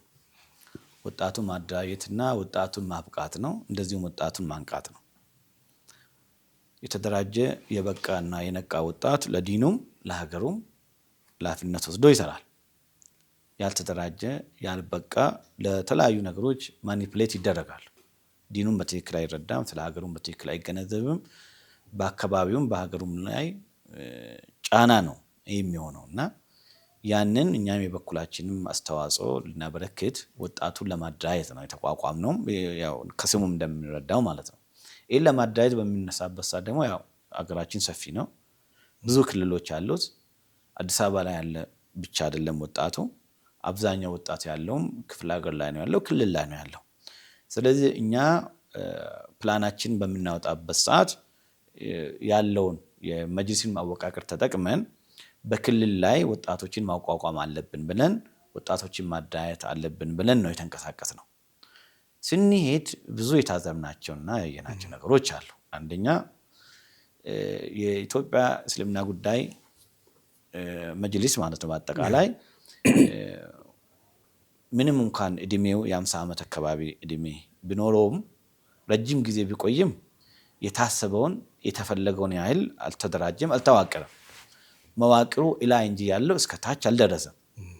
እስከታች ያለ መድረሱ መዋቅሩ የላላና ደካማ መሆኑ ወጣቶችን፣ ዑለማዎችን እንደዚሁም በአጠቃላይ ህዝቡን አንድ ላይ መሰብሰብ አልቻለም። እዚህ በምንሄድበት ሰዓት ወጣቱ በአንድ በኩል የመሪ ማጣት፣ መሪ ድርጅት ማጣት፣ የሚሰበስበውን ማጣት፣ የራሱን አሚር ማጣትና በዛ በኩል ተስፋ የመቁረጥ ሞራል የማጣት ነገር አለ። በሌላ በኩል ደግሞ ወጣቱ ራሱ ተምሮ በቅቶ ነግዶ ራሱን ችሎና በየአካባቢው ለሀገራቸውም ለዲናቸውም አስተዋጽኦ ሊያበረክቱ የሚችሉ ጠንካራ ወጣቶችም እንዳሉ ተገነዘብን። የሚገርመው እኛ አንዱ እንዳልኩ ወጣቱን ማብቃት ነበር፣ ግን ያየነው እኛ በጣም የበቁ በትምህርት ዝግጅታቸው በጣም ጠንካራ የሆኑ በማህበራዊ ኑሯቸው ከፍተኛ ተጽዕኖ የሚፈጥሩ ያገቡ ልጅ የወለዱ ኃላፊነት ሊሸከሙ የሚችሉ ወጣቶችን አየን። በዚህ በኩል የአወቃቀር የመጅሊሱ ደካማ የላላ መሆኑ እናይም፣ በዚህ በኩል በግለሰብ ደረጃና በሁሉም ቦታ ደግሞ ጠንካራ ወጣቶች መኖራቸውን አየን። በተጨማሪም ትላልቅ ዑለሞች በአካባቢዎቻቸው ላይ ዲን ስለሆነ ምንም እንኳን መጅሊሱ ደካማ ቢሆንም ገና ያልተጠናከረ ቢሆንም መጅሊስ ውስጥ ያሉ ሰዎች በግለሰብ ከራሳቸው ገንዘብ በማውጣት ደሞዝ ሳይከፈላቸው ምንም አበል ሳይኖራቸው መኪና ሳይኖራቸው በክልል ደረጃ ከራሳቸው ገንዘብ እያወጡ ከራሳቸው ውጪ እያወጡ ስብሰባ በማድረግ እንቅስቃሴ በማድረግ ብዙ ለዲን መስዋዕት የከፈሉ ትላልቅ አባቶችን፣ ትላልቅ ዑለሞችን፣ ትላልቅ መሻይኾችንም አይተን አናግረን አግኝተናቸዋል። ነጋዴዎችም ጋር ማህበረሰቡም ጋር በምንሄድበት ሰዓት በተመሳሳይ ሁሉም ለዲኑ መስዋዕት ለመክፈል ለዲኑ ቀና የሆነ ሁሉም ቦታ መስጂድ፣ መድረሳ፣ መርከዝን፣ ታህፊዝ አልቁርአንን ሁሉም በያቅሙ በሚችለው ዲኑን ሲከድም ዲኑ ሲሰራ አይተናል። ይህንን ስናይ እኛ በበለጠው ዓላማችን የመጀመሪያ አንግብን በተነሳነው ነገር ላይ የበለጠ ቁጭቱንም መስራትም እንዳለብንን በጣም ካሳዩን ነገሮች ውስጥ ወደ ክልል ሄደን እነኚህ ነገሮችን ስንታዝባቸው ወደ ወጣቱም ተመልሼ ሞር ለመግለጽ ያህል በዚህ ደረጃ ያሉትን ወጣቶችን ያየነው ሁሉንም ቦታ ላይ ነው ያየነው። አንድ አካባቢ ብቻ አይደለም። ሙስሊም ማይኖሪቲ ነው የምትልበት ቦታም ጠንካራ የሆኑ ሙስሊም ማህበረሰቦች፣ ሙስሊም ወጣቶች አሉ፣ የተማሩ የበቁ። ወደ ሌላ ሙስሊም ማጆሪቲ በምንሄድበትም ሰዓት ይሄን ነው ያየነው። ስለዚህ እኛ ወደ ራሳችን ይሄን ሁሉ አድርሰን አደራጅተን በሚመጣበት ሰዓት ራሳችንን በአሰስመንቱን ስንሰራ ሂደታችን ስንገመገም እኛ ያለብን ትልቁ ዋነኛው ነገር የማብቃቱ የማደራጀቱ ብቻም ሳይሆን መድረክን ማዘጋጀት እና ሰሜን ያለው ሙስሊም ወጣት ደቡብ ካለው፣ ምዕራብ ያለው ከምስራቅ ያለው አንድ ላይ ቢመጣ መድረክ ቢዘጋጅለት የሚሰበሰብበት ቦታ ሀሳቡን ሼር የሚያደርግበት ቦታ እድል ቢያገኝ የበለጠ ሊሰራ እንደሚችልም በጣም ተረዳን፣ በጣም ተገነዘብን። ለዚህም በየክልሎቻችን በምናደርገው እንቅስቃሴ ከአማራ ክልል ወደ ኦሮሚያ፣ ከአዲስ አበባ ወደ አማራ ክልል አንዳንዶቹን ያው ባጀት ምንም ጥረት ስላለ ባለው ሀሳቦች ሼር እንዲያደርጉ ያለውን ወንድሞቻቸውን እንቅስቃሴ እንዲያዩ አንዳንድ ስራዎችን እየሰራ ነው ያለ ነው።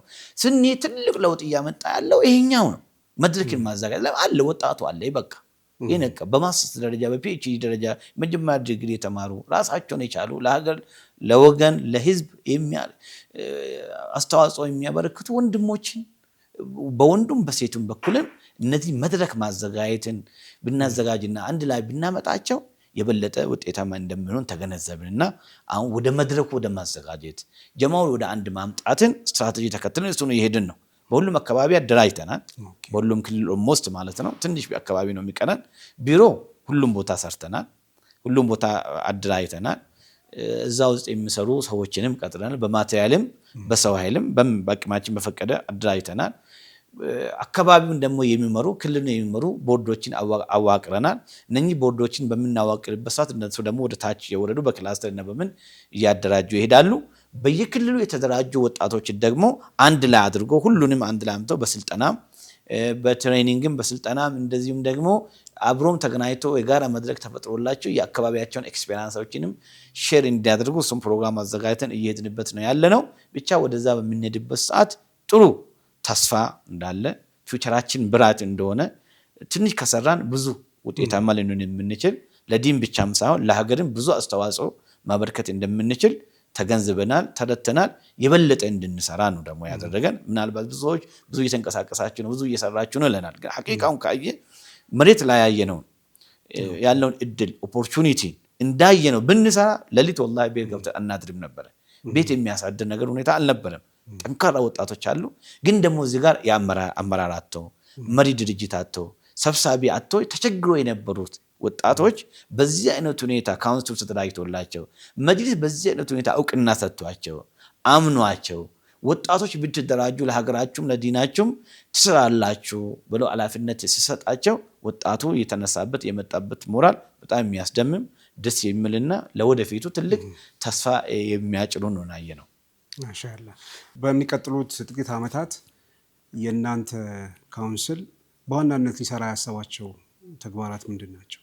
በዋናነት ካውንስሉ አንደኛ ቅድም ስገልጽ እንደነበረው ማደራጀት ነው። አደራጀቱን በጥሩ ሁኔታ ሰስቴኔብል የሆነ ቋሚ የሆነ የኢትዮጵያ ሙስሊም ወጣቶችን ማደራጀት አንደኛውና ዋነኛው ስራ የጀመርነውን እሱም በደንብ መሬት እንዲይዝ የማድረግ ትልቁና ዋነኛው። ለምን የተደራጀ ወጣት የጋራ መድረክ ያለው ወጣት ነው በአንድነት ብዙ ስራ ሊሰራ የሚችለውና አንዱ የጀመርነውን ከግብ ማድረስና ከቦታ ማድረስ ነው። አላህ Subhanahu Wa Ta'ala ይረዳን ነው ያግዘናል ይረዳናል ብለንም እናምናለን። አንደኛው ነው። ወጣቱ ከተደራጀ በኋላ ደግሞ መብቃት መቻል አለበት በሁሉም ዘርፍ ማለት ነው። በትምህርቱም በኢኮኖሚውም በሁሉም ዘርፍ የበቃ ወጣት እንደ አንድ ሙስሊም ብቻም ሳይሆን እንደ አንድ ኢትዮጵያዊ ዜጋ ጠንካራ የሆነ በሁሉም ዘርፍ የበቁ ወጣቶችን ማፍራት ነው። የበቁ ወጣቶችን ማፍራት የበቁ ሲል እንግዲህ በሁሉም ዘርፍ ነው። እኛ ብዙ ጊዜ ያለብን ክፍተት ስቲል በትምህርቱ ዘርፍ ነው። በትምህርቱ ዘርፍ ከሀገራችን ኦልሞስት በዜግነትና በህዝብ ቁጥር ካየን 50 አካባቢ 50% እና ከዛ በላይ ብንሆን እንጂ ከዛ በታች አይደለም። በዩኒቨርሲቲ ላይ ብትሄድ ከፍ እያልክ ስትሄድ የኛ ቁጥር እየቀነሰ ነው የሚሄደው። ኤሌመንተሪ ላይ የተወሰነ ደረጃ እንበዛለን። ለምን ሁሉም ሰው ኦልሞስት ትምህርት መማር ስላለበት ተብሎ ይማራል። ከኤሌመንተሪ ወደ ሃይ ስኩል በሚመጣበት ሰዓት የኛ ቁጥር እየቀነሰ ይሄዳል። ከሃይ ስኩል ወደ ዩኒቨርሲቲ ከገባ እየቀነሰ ይሄዳል። ዩኒቨርሲቲ ተመረቀ ከወጣ ዲግሪ ወደ ማስተርስ በምትሄድበት ሰዓት ከዲግሪ ወደ ማስተርስ እየቀነሰ ይሄዳል። ፒኤችዲ ደረጃ ከወሰድክ ደግሞ ስለ ሙስሊም ቁጥር እየቀነሰ ይሄዳል። በብዙ ምክንያት ማለት ነው። በብዙ ምክንያት ያ ነገር እንዳይሆን ያ መስመር እንዲይዝ ትልቁና ዋነኛው ስራ መስራት ነው። ድሮ ሲስተማቲክ የሆነ ማግለል ነበር ሲደርስብን የነበረው። በቀጥታ ደግሞ በህግም በምንም ስንገለል ነበር። ያ ጊዜ አልፏል።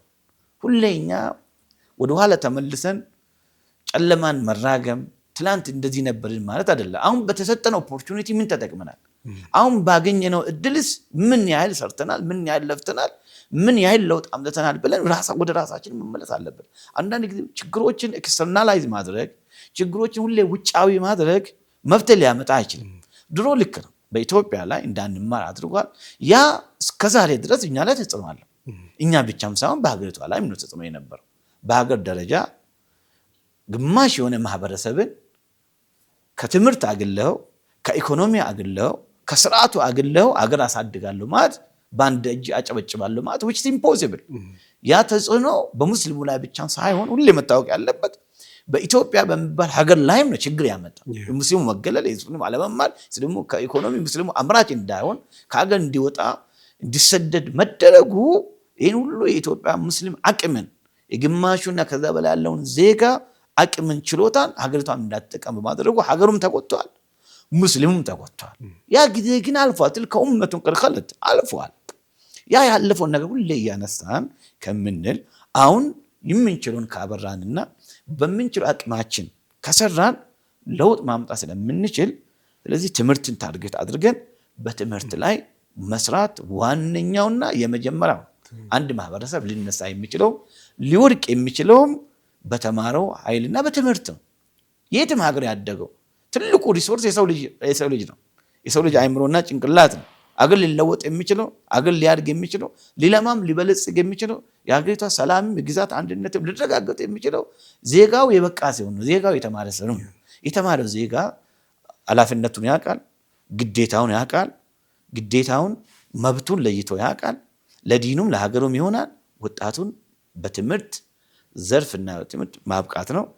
ይህንን ለማድረግ ደግሞ በምንችለው አቅማችን በሚቀጥለው ዓመት አላህ Subhanahu Wa Ta'ala ከወፈቀና ከረዳን ቦርዲንግ ስኩልን በመስራት ተማሪዎችን ከሁሉም አካባቢ ወስደን ተማሪዎችን ማስተማር የሚል አንዱ ኢንሻአላህ የሚቀጥለው ፕላን እቅድ ነው ብለን እናስባለን። እንተገብረዋለን በኢዝኒላህ ተዓላ። በዚህ ዘርፍ እንዲበቁ ወጣቶችን ማድረግ አንደኛው የአጭር ጊዜ የረጅም ጊዜ እቅዳችንና ፕላናችን ነው። ወጣቱን በትምህርት እንዲበቁ ማድረግ ማለት ነው። አርሲል ሐኪም ወላቱ ይላል። አንድን አካል ካስተማርኩ በኋላ በቃ አለቀ፣ ራሱን ችሎ ይሄዳል። ከዛ በኋላ አትመክረውም፣ ከዛ በኋላ አትይዘውም። ትምህርቱም ያስተምረዋል፣ ስለ ራሱም ስለ ዲኑ የበለጠ ያውቃል። ሌላው በኢኮኖሚም ወጣቱ እንዲጠናከር ራሱን እንዲችል ማድረግ አንደኛው የኢትዮጵያ ሙስሊም ወጣቶች እቅድና ፕላን ነው። አገራችን እንደምታየው ከ130 ሚሊዮን ከዛ በላይ ህዝብ ነው ያለው። ግማሽ ከግማሽ በላይ ያለው ሙስሊሙ ነው። አብዛኛው ደግሞ ሙስሊሙ ማህበረሰብ የት ነው ያለው? ገጠር ላይ ነው ያለው። ኦልሞስት ማለት ትችላለህ አሁን እኛ ከተማ አዲስ አበባ ላይ ያለው የሙስሊም ቁጥር ኦልሞስት 3% አካባቢ ነው ከተማ ላይ ያለው ማለት ነው። 97-95% በላይ ያለው ክልል ላይ ነው ያለው። ከክልልም ከወሰድክ በክልል ዋና ከተማ ላይ አይደለም ሙስሊሙ ያለው፣ ገጠሩ አካባቢ ነው ያለው። ስለዚህ ይሄ ማህበረሰብ ሙስሊሙን በአጠቃላይ በኢኮኖሚ ራሳቸው እንዲችሉ የማድረግ በትምህርት አሁን ሲሰጥ የነበረው እስካሁን ሲሰጣቸው ከነበሩት ስልጠናዎች ውስጥ አንዱ ሊደርሺፕ ነው፣ ሌላኛው ኢንተርፕረነርሺፕ ነው። በዛ ላይ መስራት፣ የስራ እድሎችን መፍጠር፣ ራሳቸው እንዲችሉ ማድረግ፣ ስለ ስራም ራሱ እንዲገነዘቡ ማድረግ። ኢስላም ስለ ስራ፣ ስለ ንግድ፣ ስለ ቢዝነስ፣ ስለ እንቅስቃሴ ምን ይላል? ለስራ ምን ያህል ቦታ ይሰጣል? ህዝቡን ወደዚህ ማምጣት ከስደትን ከምንም ህዝቡን አጉል የሆኑ ስደቶችን ህገወጥ የሆኑ ስደቶችን ራሳቸውን ሂዶ የማይለውጡበት ቦታ እንዳይሄዱና በሀገራቸው ለፍቶ እንዲሰሩ ማድረግ። በዛም ደግሞ የምንችለውን አቅማችንን ከኤንጂኦም በለው ከውጭም በለው እዚህም ካለው አቅም በማሰባሰብ በማስተማር ድጋፍ በመስጠት ራሳቸው እንዲችሉ ማድረግ አንደኛ ሲሆን፣ ሌላ ወጣቱ ከሱስ ከአልባሌ ቦታ ከእስላማዊ ካልሆኑ ስነ ምግባሮች እንዲርቅና ጥሩ ሙስሊም ሸክሰየቱል ሙስሊም ጥሩ ሙስሊም ኢማኑ ውስጡ ያማረ የተስተካከለ የሆነ አክላቁ ስነ ምግባሩ ጥሩ የሆነ ከአላህ Subhanahu Wa Ta'ala ጋር ያለው ትስስሩ ግንኙነቱ ያማረ ከራሱ ጋር ግንኙነቱ ያማረ ከቤተሰቦቹ ጋር ከአካባቢው ጋር ከሀገሩ ጋር ሙስሊም ካልሆነው ሰው ጋር ጥሩ እንዲሆን ጥሩ ዜጋ እንዲሆንና ራሱን ችሎ እንዲሄድ እንንቀሳቀስ ከማውን ካልባለ ሰው ከማውን ሱስ ብቻ ሳይሆን ከማውን አስተሳሰብ ከማውን አመለካከትም ወጥቶ ወሰጥ የሆነው ወደ ዲኑ አቅጣጫ እንዲመጣ የማድረግ። ሌላው ስለ ሀገርን ጉዳይ ወጣት የበለጠ ስለ ኢትዮጵያ ሀገሩ እንዲገነዘብ እንዲረዳ ለሀገር ማገልገል ለሀገር መስራት ብሎ ማለት ለዲን መስራት ማለት ነው። እስላም ዛፍን መትከልን እንደ ትልቅ ኢባዳ አድርጎ የሚቆጥር ነው። በእጂ የምትተክለው ዛፍ ካለ ነገ ቂያማ ይቆማል ቢባል ዛሬ ትከል የሚል ዲን ነው። አንድ ሰው አዝመራን ቢዘራ አዋፍቶች፣ እንስሳዎች፣ ከብቶች ቢበሉበት ምን ብል ያለ ንያ አጅር ያገኛል አሉት ነብያችን አለይሂ ሰላም። ያለ ንያ ማለት ነው። ዛፍ ተክለ በዛ ጥላ ስር ሰው ቢቀመጥ አጅር ታገኝበታለህ። ከዛ ፍሬውን ቢጠቀም አንተ ሳትፈቅድለት እንኳን ቢጠቀም አጅር ታገኝበታለህ። ይሄንን የሚል ዲን ማለት ነው። በሀገር ዙሪያ በሀገር ደረጃ ስለ ሀገራችን እንድናስብ እንድንሰራ እንድንለፋለት ሳይነግረን ሳያመላክተን አልሄድም። ስለዚህ ለሀገር ጉዳይ ሞር እንድናስብ በተለይ ደግሞ ኢትዮጵያ ሀገራችን በእስላም ትልቅ ቦታ አላት። እኛና እስላም ኢትዮጵያና እስላም የቆየ ቁርኝነትና የቆየ ግንኙነት አለው። ስለዚህ ይሄን ሀገርን ማገልገልን መስራትም እንደ ሃይማኖታዊ ተልእኮ አድርጎ ወጣቱ እንዲዝ ማድረግ አንዱ ነው ዋነኛ ነው። ድሮ ከነበረው ችግር ማርጂናላይዝ በመደረጋችን አንዳንዴ ሙስሊሙ ውስጡ የሆነ ነገር ይይዛል። አመራሮቹ ስርዓቱ ሰው ሊጎዳ ሊበድል ይችላል። ሀገር ግን ስቲል ሀገር ነው፣ የተወለድክበት ያደግክበት ነው። ነገም አላህ ፊት የምንጠየቀው ስለ ኢትዮጵያ ስለ ሀገራችን የምንጠየቀው ለኢትዮጵያ ምን አድርገናል፣ ምን ያህል ዳዋ አድርገናል፣ ምን ያህል ሀገሩን አልምተናል፣ ምን ያህል ሰርተናል። እኛ ኩንቱም ኸይረ ኡመቲን ኡኽሪጀት ሊናስ አላሁ አንሸአኩም ሚነል አርዲ ወስተዕመረኩም ፊሃ ከምድር ፈጠረን እንድንላለማ አላህ ሱብሓነሁ ወተዓላ አዞናል። በላጭ ህዝብ አድርጎናል። ይህን ህዝብን ለተራቢው ሁሉ እኮ ልትጠይቅ ትችላለህ፣ ላልተማረው ልትጠይቅ ትችላለህ። እና ስለ ሀገሩም እንዲያስብ ስለ ሀገሩም እንዲሰራና ሀገርን ማገልገል ለሀገር መስራት አንዱ የእስላም ክፍል መሆኑን በወጣቱ ውስጥ ማሰረጽ እንፈልጋለን። አዘይ እንደ ዘዴ ኢትዮጵያ ሙስሊም ወጣት በቅቶ ነቅቶ ተደራጅቶ ራሱን ችሎ ለሀገሩ ለህዝቡ ለወገኑ የሚሰራ የሚለፋ ሀገሩን ከድህነት የሚያወጣ እንደ ማንኛውም ኢትዮጵያዊ ዜጋ በእኩልነት መብቱ ተጠብቆለት ሃይማኖቱን ፕራክቲስ እያደረገ የትኛውም የሀገሪቱን ሪሶርስን በለው የሀገሪቱን የስልጣን ክልል የሚውለው የትኛውም ከየትኛውም ዜጋ ጋር እኩል ተሳታፊ ሆኖ እኩል ሼሩን አግኝቶ ለሀገሩ እኩል የሚለፋ የሚሰራ የሚሞት የሀገር አንድነቱን የሚያስጠብቅ ስለ ሀገሩ የሚያስብ ወጣትን ማፍራት ነው። ይህንን በአጭር ጊዜም በረጅም ጊዜም እነዚህ የሚያልቁ ነገሮች አይደሉም፣ የህይወት ታይም ሚሽን ነው። ይህን አላህ ሱብሓነሁ ወተዓላ በሚችለው አቅም 1 ዓመት 2 ዓመት ቆየ ማድረግ ከኛ በኋላ የሚመጡ ወንድሞችም ይህን ነገር እንዲያሰሩ መደላደልን ስፕሪንግ ቦርዶችን ማስተካከልና ማዘጋጀት ነው። በጣም ጥሩ።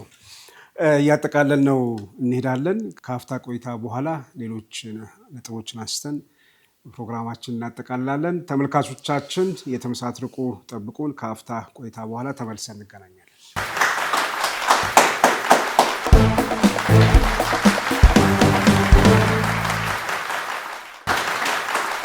ተመልካቾቻችን እየተከታተላችሁ ያላችሁት በነጃሺ ቲቪ የጀማል አህመድ ሾን ነው። አሁንም ከኛ ጋር እንድትቆዩ በአክብሮት ጋብዛለሁ። ኡስታዝ የካውንስሉ የሚሰራቸው በርካታ ስራዎችን ያቀዳችሁትን በደንብ ነግረህኛል።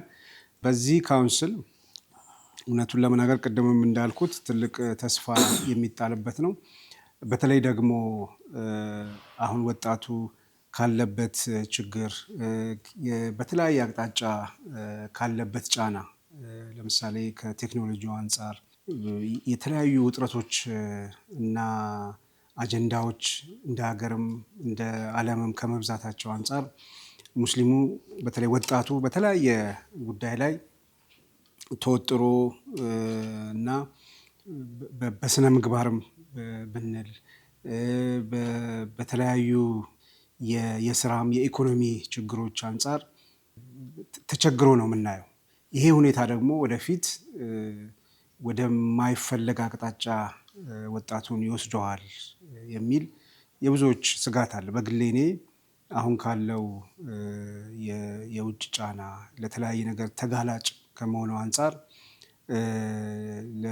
ለእስልምናው ለሃይማኖቱ ያለው ለሀገር ፍቅር ለቤተሰቦቹ ለአካባቢው ያለው ፍቅርና ተነሳሽነት እየተሸረሸረ ወዳልተፈለገ ነገር ይሄዳል የሚል ስጋት አለኝ።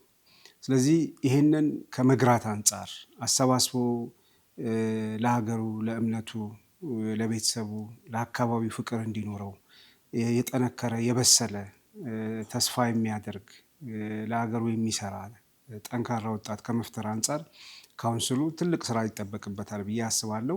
እየሰራችሁ ያላችሁትንም ስራ ያለው በጣም የሚደነቅ ተስፋ የሚሰጥ ነው እና በተለይ ስነ ምግባሩን ጠብቆ የጠነከረ ወጣት ከመፍጠር አንጻር በደንብ አስባችሁ እየሰራችሁ ነው ወይ? ይህንን በደንብ እንድትነግረኝና ታስቦበትም ከሆነ በደንብ እንድናቀው ካልታሰበበትም በደንብ እንዲታሰብበት ከመጠቆም አንጻር የተወሰኑ ነገሮች እንድትለኝ ይፈልጋል። ይሄ ያው እንግዲህ አሁን ያለንበት ዘመን ግሎባላይዜሽን ዘመን ድንበር ዘለለ የሆነ ሁሉም አስተሳሰቦች፣ አመለካከቶች መጥቶ ቤታችን ላይ በተለይ ህጻናቶች ላይ ልጆች ላይ ወጣቶች ላይ የሚጫንበት ያለምንም ከልካይ ማለት ነው። መሬት ድንበር ካሁን በኋላ ስለ ድንበር ስለምን የሚወራበትም ጊዜም አይደለም። ዘመኑ የዲጂታል ዘመን ነው፣ የቴክኖሎጂ ዘመን ነው፣ የአይ ዘመን ነው። ደግሞ የአይ ዘመን ነው። ከዛም በላይም ደግሞ ነገ ምን ሊመጣ እንደሚችል አታውቅም። በዚህ ዓለም ላይ ደግሞ ተገልዬ ከዚህ ዓለም እኖራለሁ የምትልበት እንደ ድሮ የለም። ድሮ አንተ ሀገርህን አካባቢህንም ቤትህንም ዘግተህ ትቀመጣለህ። ከ30 ከ40 ዓመት ማለት ነው በፊት ቴሌቪዥን ነው አንድ ቤት ውስጥ ነው ያለው። በቃ ከፈታ ካልተከፈተ የለም። ሬዲዮ ነው የሚከፈተው የለም። ኢንተርኔት የምትለው ምን የምትለው ነገር የለም። በዚህ አጭር ጊዜ ውስጥ አንተ ልትቆጣጠረው ከሚችለው በላይ እንኳን በግል ደረጃ በካውንስል ደረጃ በመጅሊስ ደረጃ አይቅርና በሀገር ደረጃ ነገስታቶች መንግስቶች ከነሱ አቅም በላይ በሆነበት ያደጉት በጣም ሲቪላይዝ የሆኑ ሀገሮች እንኳን ሊቆጣጠሩት በማይሹት ደረጃ ላይ ደርሶ ነው ያለው። ይሄ አክሩ ዘማን ላይ ነው ያለ ነው በአጠቃላይ ማለት ነው። እና በዚህ ውስጥ አብረህ ከመራመድ ውጪ ወደፊት ከመሸሽና ከመሮጥ ውጪ ምንም አማራጭ የለም። ምንም አማራጭ የለም። አሁን ጥቂት ሰዎች ሞባይላቸውን ዘግቶ ጥቂት ሰዎች ኢንተርኔት አልጠቀም ማለት ይችላሉ። ጥቂት ሰዎች ካለው አልሄድም ማለት ይችላሉ። ግን እንደ ህዝብ እንደምን ካየ ምንም አማራጭ የለም። ስለዚህ ከዘመኑ ጋር የዋጀ ቴክኖሎጂውን ደግሞ ለመልካምና ለጥሩ ነገር ወጣቱ እንዲጠቀም ያለውን ነገር ስነ ምግባሩን እንዳያበላሽ የማድረግ ትልቁ ኃላፊነት በእኛ ላለ ብለኝ አስባለሁ። ቅድም እንደገለጽከው ማለት ነው። ለዚህም እኛም የምንችለውን እንሰራለን። ግን በጣም ከአቅማችን በላይ ነው። በጣም አሁን እየመጣ ያለው ዘመቻ ታስቦበት ታቅዶበት ሆን ተብሎ በቢሊየን ኦፍ ዶላር ወጥቶበት የሚደረግ የዓለም አቀፍ ዘመቻ እንጂ የሆነ የአንድ አካባቢ አንድ ነገር አይደለም። ይህ ሁሉንም አስቸግሯል። በቅርቡ አውስትራሊያ ከ18 ዓመት እንደዚህ ልጆች ስማርትፎኖቹን እንዳይጠቀሙ እያደረጉ ነው ያሉት እነሱ። እንግዲህ አውስትራሊያ ማለት በጣም ከፍተኛ ካደጉት አገራቶች ውስጥ ነው። የሚገርመው አንዳንድ ቦታ ወደ ሌላ ነው እንጂ ኤክስፖርት የሚያደርጉት ራሳቸው ልጆቻቸውና አካባቢዎቻቸው እንዳይጠቀሙ ብዙ የሚያደርጉ አሉ። አሜሪካንም አውሮፓን ከወሰድክ ማለት ነው። ሌላው እንደኛ አይነት አረቡ ሀገር አፍሪካው እንደኛ እንደ ኢትዮጵያ ሀገሮች ግን በዚህ ስለ ቴክኖሎጂው ስለ እድገቱ ስለ ስልጣኔ ሳይሆን ስለ ፈሳዱ ስለምኑ ነው እኛ እንድንማር የሚደረገው። ምን ወስደውም እሱ ነው። አሁን ከፈረንጆም ከአውሮፓም ከምኑም ሲቪላይዜሽን ይወራርሳል።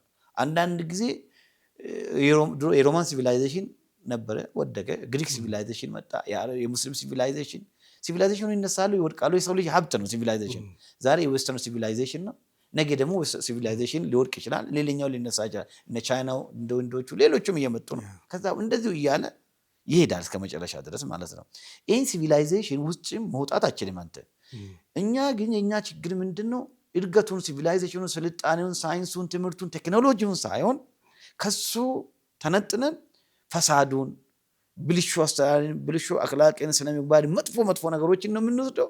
ሰዎችም በህግ ደረጃ ያደጉት ይህን እንድንሰራ ነው የሚያደርጉት። በህግ ቴክኖሎጂያቸውን ወደዚህ ኤክስፔሪንስ እንድናደርግ እንድንወስድ ሳይሆን ያንን ይከለክሉናል። ያንን እንዳይሰራ ያደርጋሉ። ሌላውን ደግሞ በህግ ሳይቀር እንዲሰራ ያደርጋል። በህግ ሳይቀር የአሜሪካ መንግስት፣ አውሮፓ መንግስት እርዳታ ሊሰጡ መንግስት ስንዴ ሊሰጡና ዘይት ሊሰጡ በፓርላማ ይህን እንድትቀበል አጌንስት ሃይማኖት የሆነውን አጌንስት የአንተ ካልቸር የሆነውን እንዲቀበል ያደርጋሉ። እኛን ማለት ነው። ከዚህ አሁን በህግ የሚመጣን ነገር በቴክኖሎጂ የሚመጣውን ነገርን እኛ ለመከላከል ምን ማድረግ አቅማችን ደካማ ነው። ቢሆንም ግን ምንችለውን ያህል መስራት ይጠበቅብናል። ለዚህ አሁን የሁሉም ሙስሊም ያልሆኑትም ዜጋ መረባረብ ይጠበቅብናል። የተበላሽ ያለው ስነ ምግባር የተበላሽ ያለው አخلاق በኋላ መጨረሻ ሄዶ ምን ሊሆን ሰው በምድር ላይ የሚኖር የሚናገር ተናጋሪ እንስሳ ልንሆን ነው። ምን አخلاق የሌለን ስነ ምግባር የሌለን አላህን የማንፈራ ስለ አክራም ማንፈራ ለወላጅ ለታላቅን የማናከብር ለታናሽ ራህመት የማናደርግ በግል ብቻ የምንኖር ማንንም የማንሰማ አቅም ያለው የሌለውን የሚበላበት የፈለከውን ብታደርግ ምንም ጥያቄ የለ። እንደዛ ትውልድ ሊፈጠር ነው።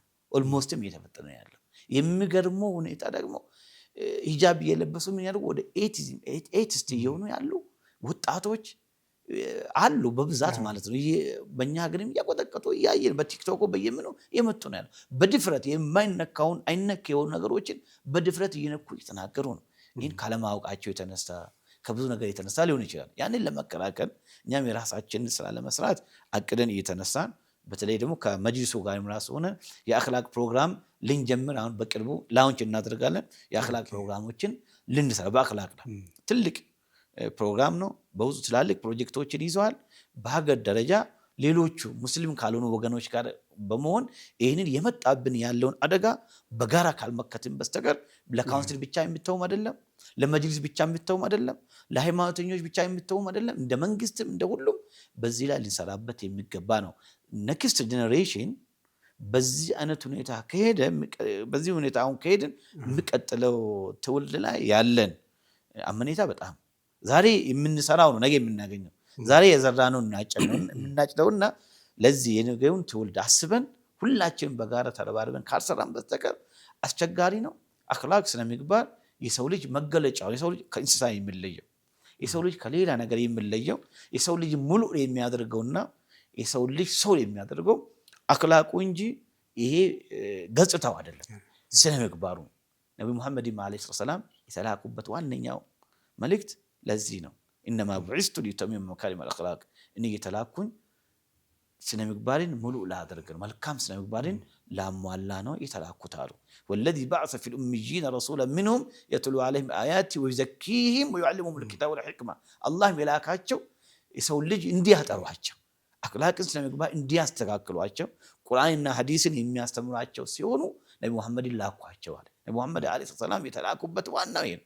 የኢስላም ትልቁና ዋነኛው ሚሽን የሰው ልጅን ስነ ምግባር አስተካክለው የሰው ልጅ ሪሌሽኑን ግንኙነቱን ከአላህ ጋር ከራሱ ጋር ከቤተሰቡ ጋር ሙስሊም ከሆነው ካልሆነው ጋር ከኢንቫይሮንመንት ጋር ሊኖረው የሚችለውን ሊያስተካክል ነው የመጣው። ያን ነገር ደግሞ ዛሬ እየተቆራረጠ ከአላህ ጋር ያለን ነገር ይላላ፣ ከራሳችን ጋር ያለው ከቤተሰቦቻችን ጋር ያለው ከኢንቫይሮንመንት ጋር ያለው ከሀገር ጋር ያለው ከወንድ ጋር ያለው ከሴት ጋር ያለው ከእንስሳት ጋር ያለው ከእጽዋት ጋር ያለን ስነ ምግባራችን በሙሉ ምን የሆነ እየላሸከ የዳሸከ እየወደቀ ነው ያለውና ያንን የማከም ያንን መልሶ የመገንባት ኃላፊነት ይኖርብናል አውቃለሁ። ግን የኛ ኃላፊነት ብቻ በራሳችን አቅም ብቻ የምንወጣው ሳይሆን ከሁሉም ጋር መረባረብ ያለብን ነው። በዚያው አጋጣሚ መታወቅ ያለበት ዲን አልኢስላም ወተዓወኑ ዐለል ቢሪ ወተቅዋ ይላል። በጥሩ በመልካም ነገር ላይ ተጋገዙ ይላል። ከሁሉም የሰው ልጅ ጋር ማለት ነው። ከሌሎቹ ሙስሊም ካልሆኑ ወገኖች ጋር ምንተጋገዝበት አብረን ልንሰራበት የሚገባው አንዱ ራሱ በዚህ ነው። መልካም ነገርን ፍትህን በማስፈን ጥሩ ስነ ምግባርን ማስተካከል የተሻለ ነገር ለሀገር እንዲመጣ ለትውልድ እንደሆነ የማድረግ ላይ በጋራ መስራት እንዳለብንም ዲኑ የሚያዘንም ይሄ ነው። ነቢያችን ዓለይሂ ሰላም ከዕለታት አንድ ቀን ምን አሉ? እኔ አሉ በአብደላህ ብን ጁድዓን ቤት አሉ የሆነ ስምምነት ላይ ተገኝቼ ነበር አሉ። ሕልፈል ፉዱል ላይ ተገኝቼ ነበር አሉ። ዛሬ በዛ ላይ ቢጠራ ኖሮ ለአጀብቱ አሉ ይሄዳሉ አሉ። ነብይ ከሆኑ በኋላ ዛሬ ቢጠራ ኖሮ ይሄዳሉ አሉ። ምንድነው ሲባል ነብያችን ዓለይሂ ሰላም በአብደላህ ብን ጁድዓን ቤት የሄዱት የነበረው እዛ የነበረው ስምምነት ምንድነው ከተባለ ፍትህን ለማስፈን ከሙሽሪኮቹ ጋር ከኢአማንያዎች ጋር የተደረገ ስምምነት ነው። ምንድነው ስምምነቱ?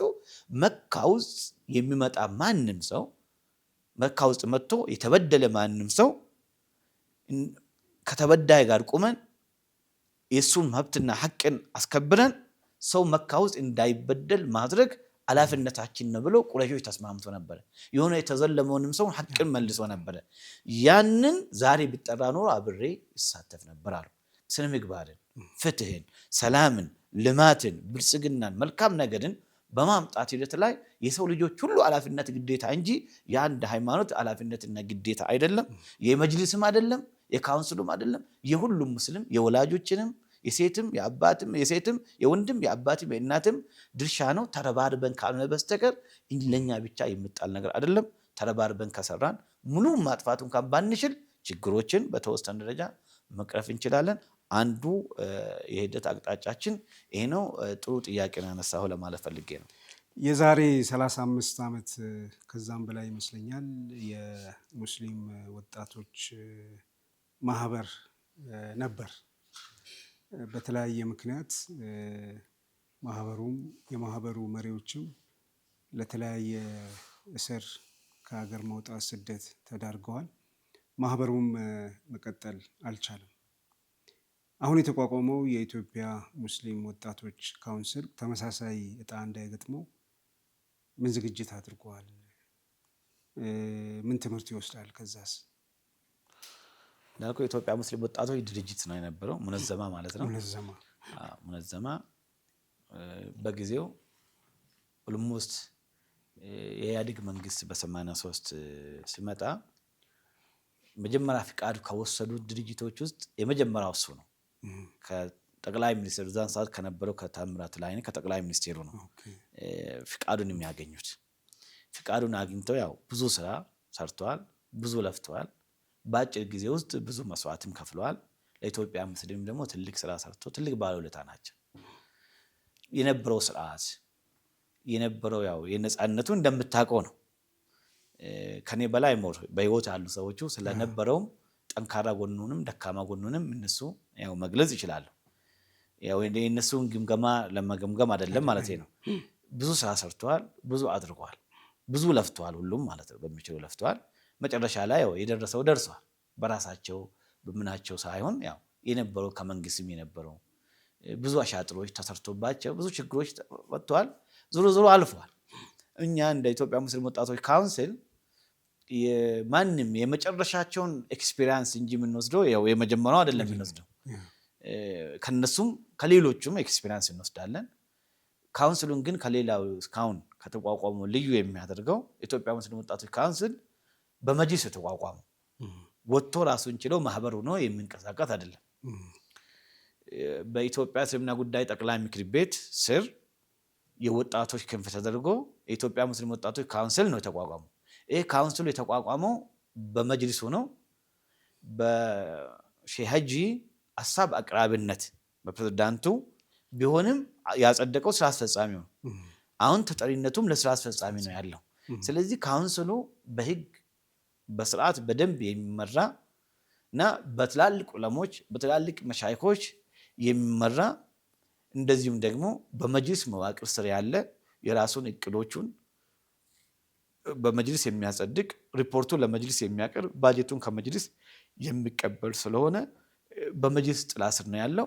እንደገናም ደግሞ መጅሊሱም እንደምታውቀው በአዋጅ የተቋቋመ መጅሊስ ነው። ህጉን ስርዓቱን ደንቡን ጠብቆ ይሄዳል። የሀገሪቷን ህገ መንግስትን ያከብራል። የመጅሊስን ህግ ደንብ ያከብራል። የራሱ መተዳደሪያ ደንብ አለው፣ የራሱን ያከብራል።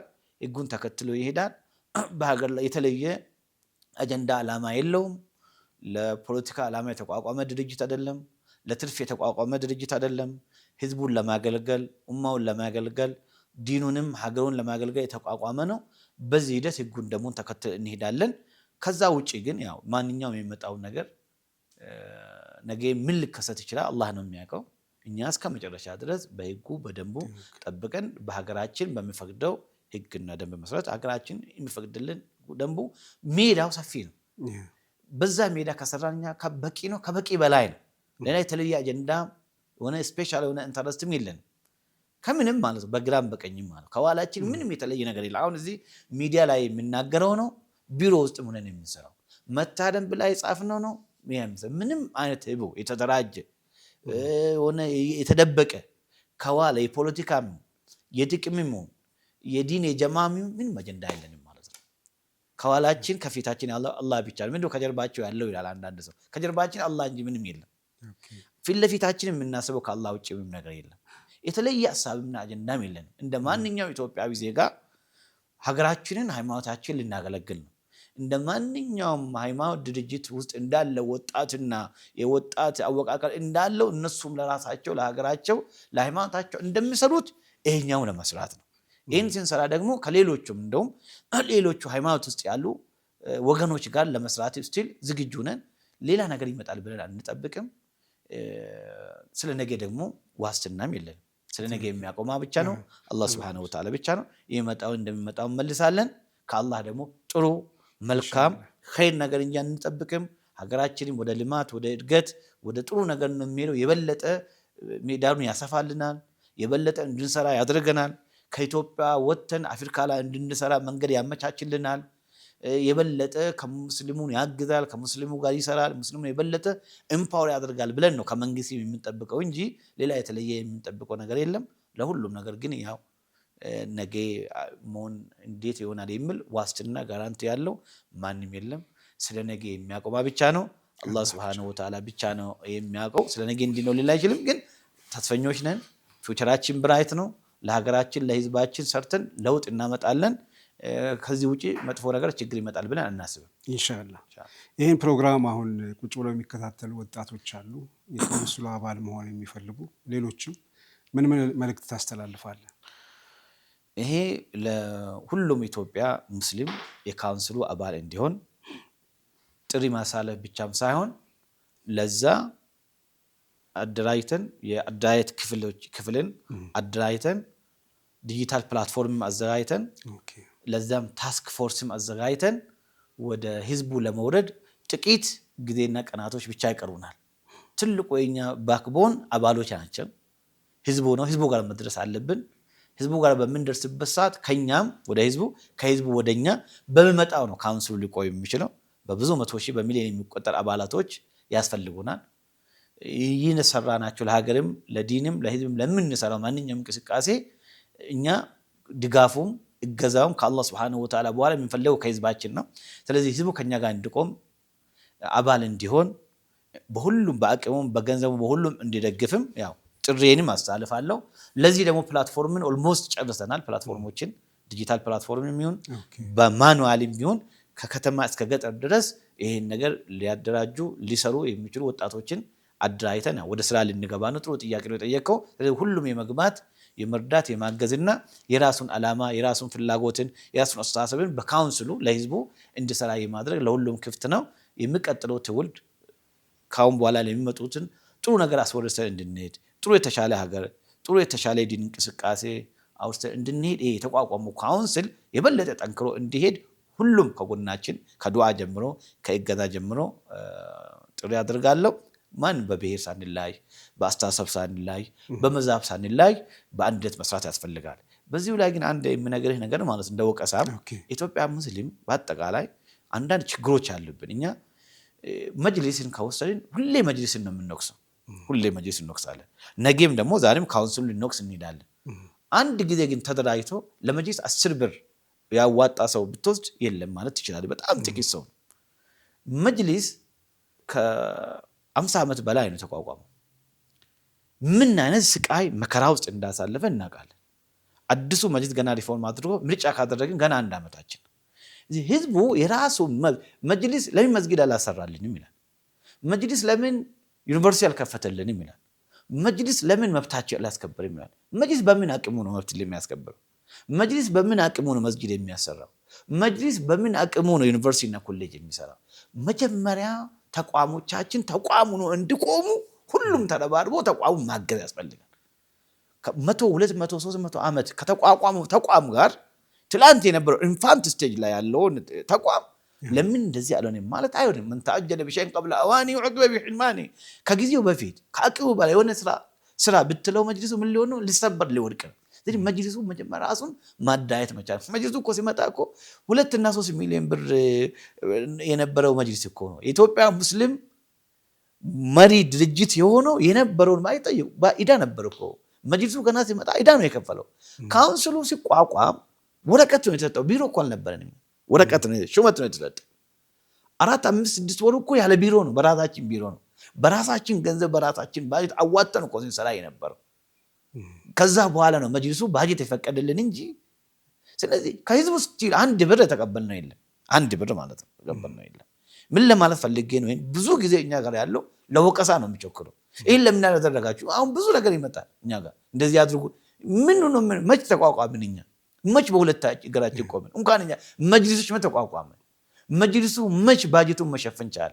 መች ራሱን ቻለ? ስለዚህ መጀመሪያ ማድረግ ያለብን ለመወቀስም እንዲያመች ነገም በታሪክም ፊት ተጠያቂ እንድንሆን አላህ ፊትም ተጠያቂ እንድንሆን መጀመሪያ አግዙ፣ መጀመሪያ ረዱን። በሁሉም ማለት በዱዓም በሞራልም በገንዘብም። አሁን የምንተችበት ሰዓት አይደለም። አሁን እኛ የምንተችበት ሰዓት የምንወቀስበት ሰዓት አይደለም። ትክክለኛ ስራ የጀመረው 6-7 ወራችን ነው። በዚህ 6-7 ወር ውስጥ አላህ ረድቶን ተአምር በሚመስል ሁኔታ ሰርተናል። በአላህ እገዛ ነው ይሄ ሰርተናል ለማለት ነው። ገና ብዙ እንሰራለን። ብዙ ሰርተናል። የገለጽነው ያልገለጽነው አለ።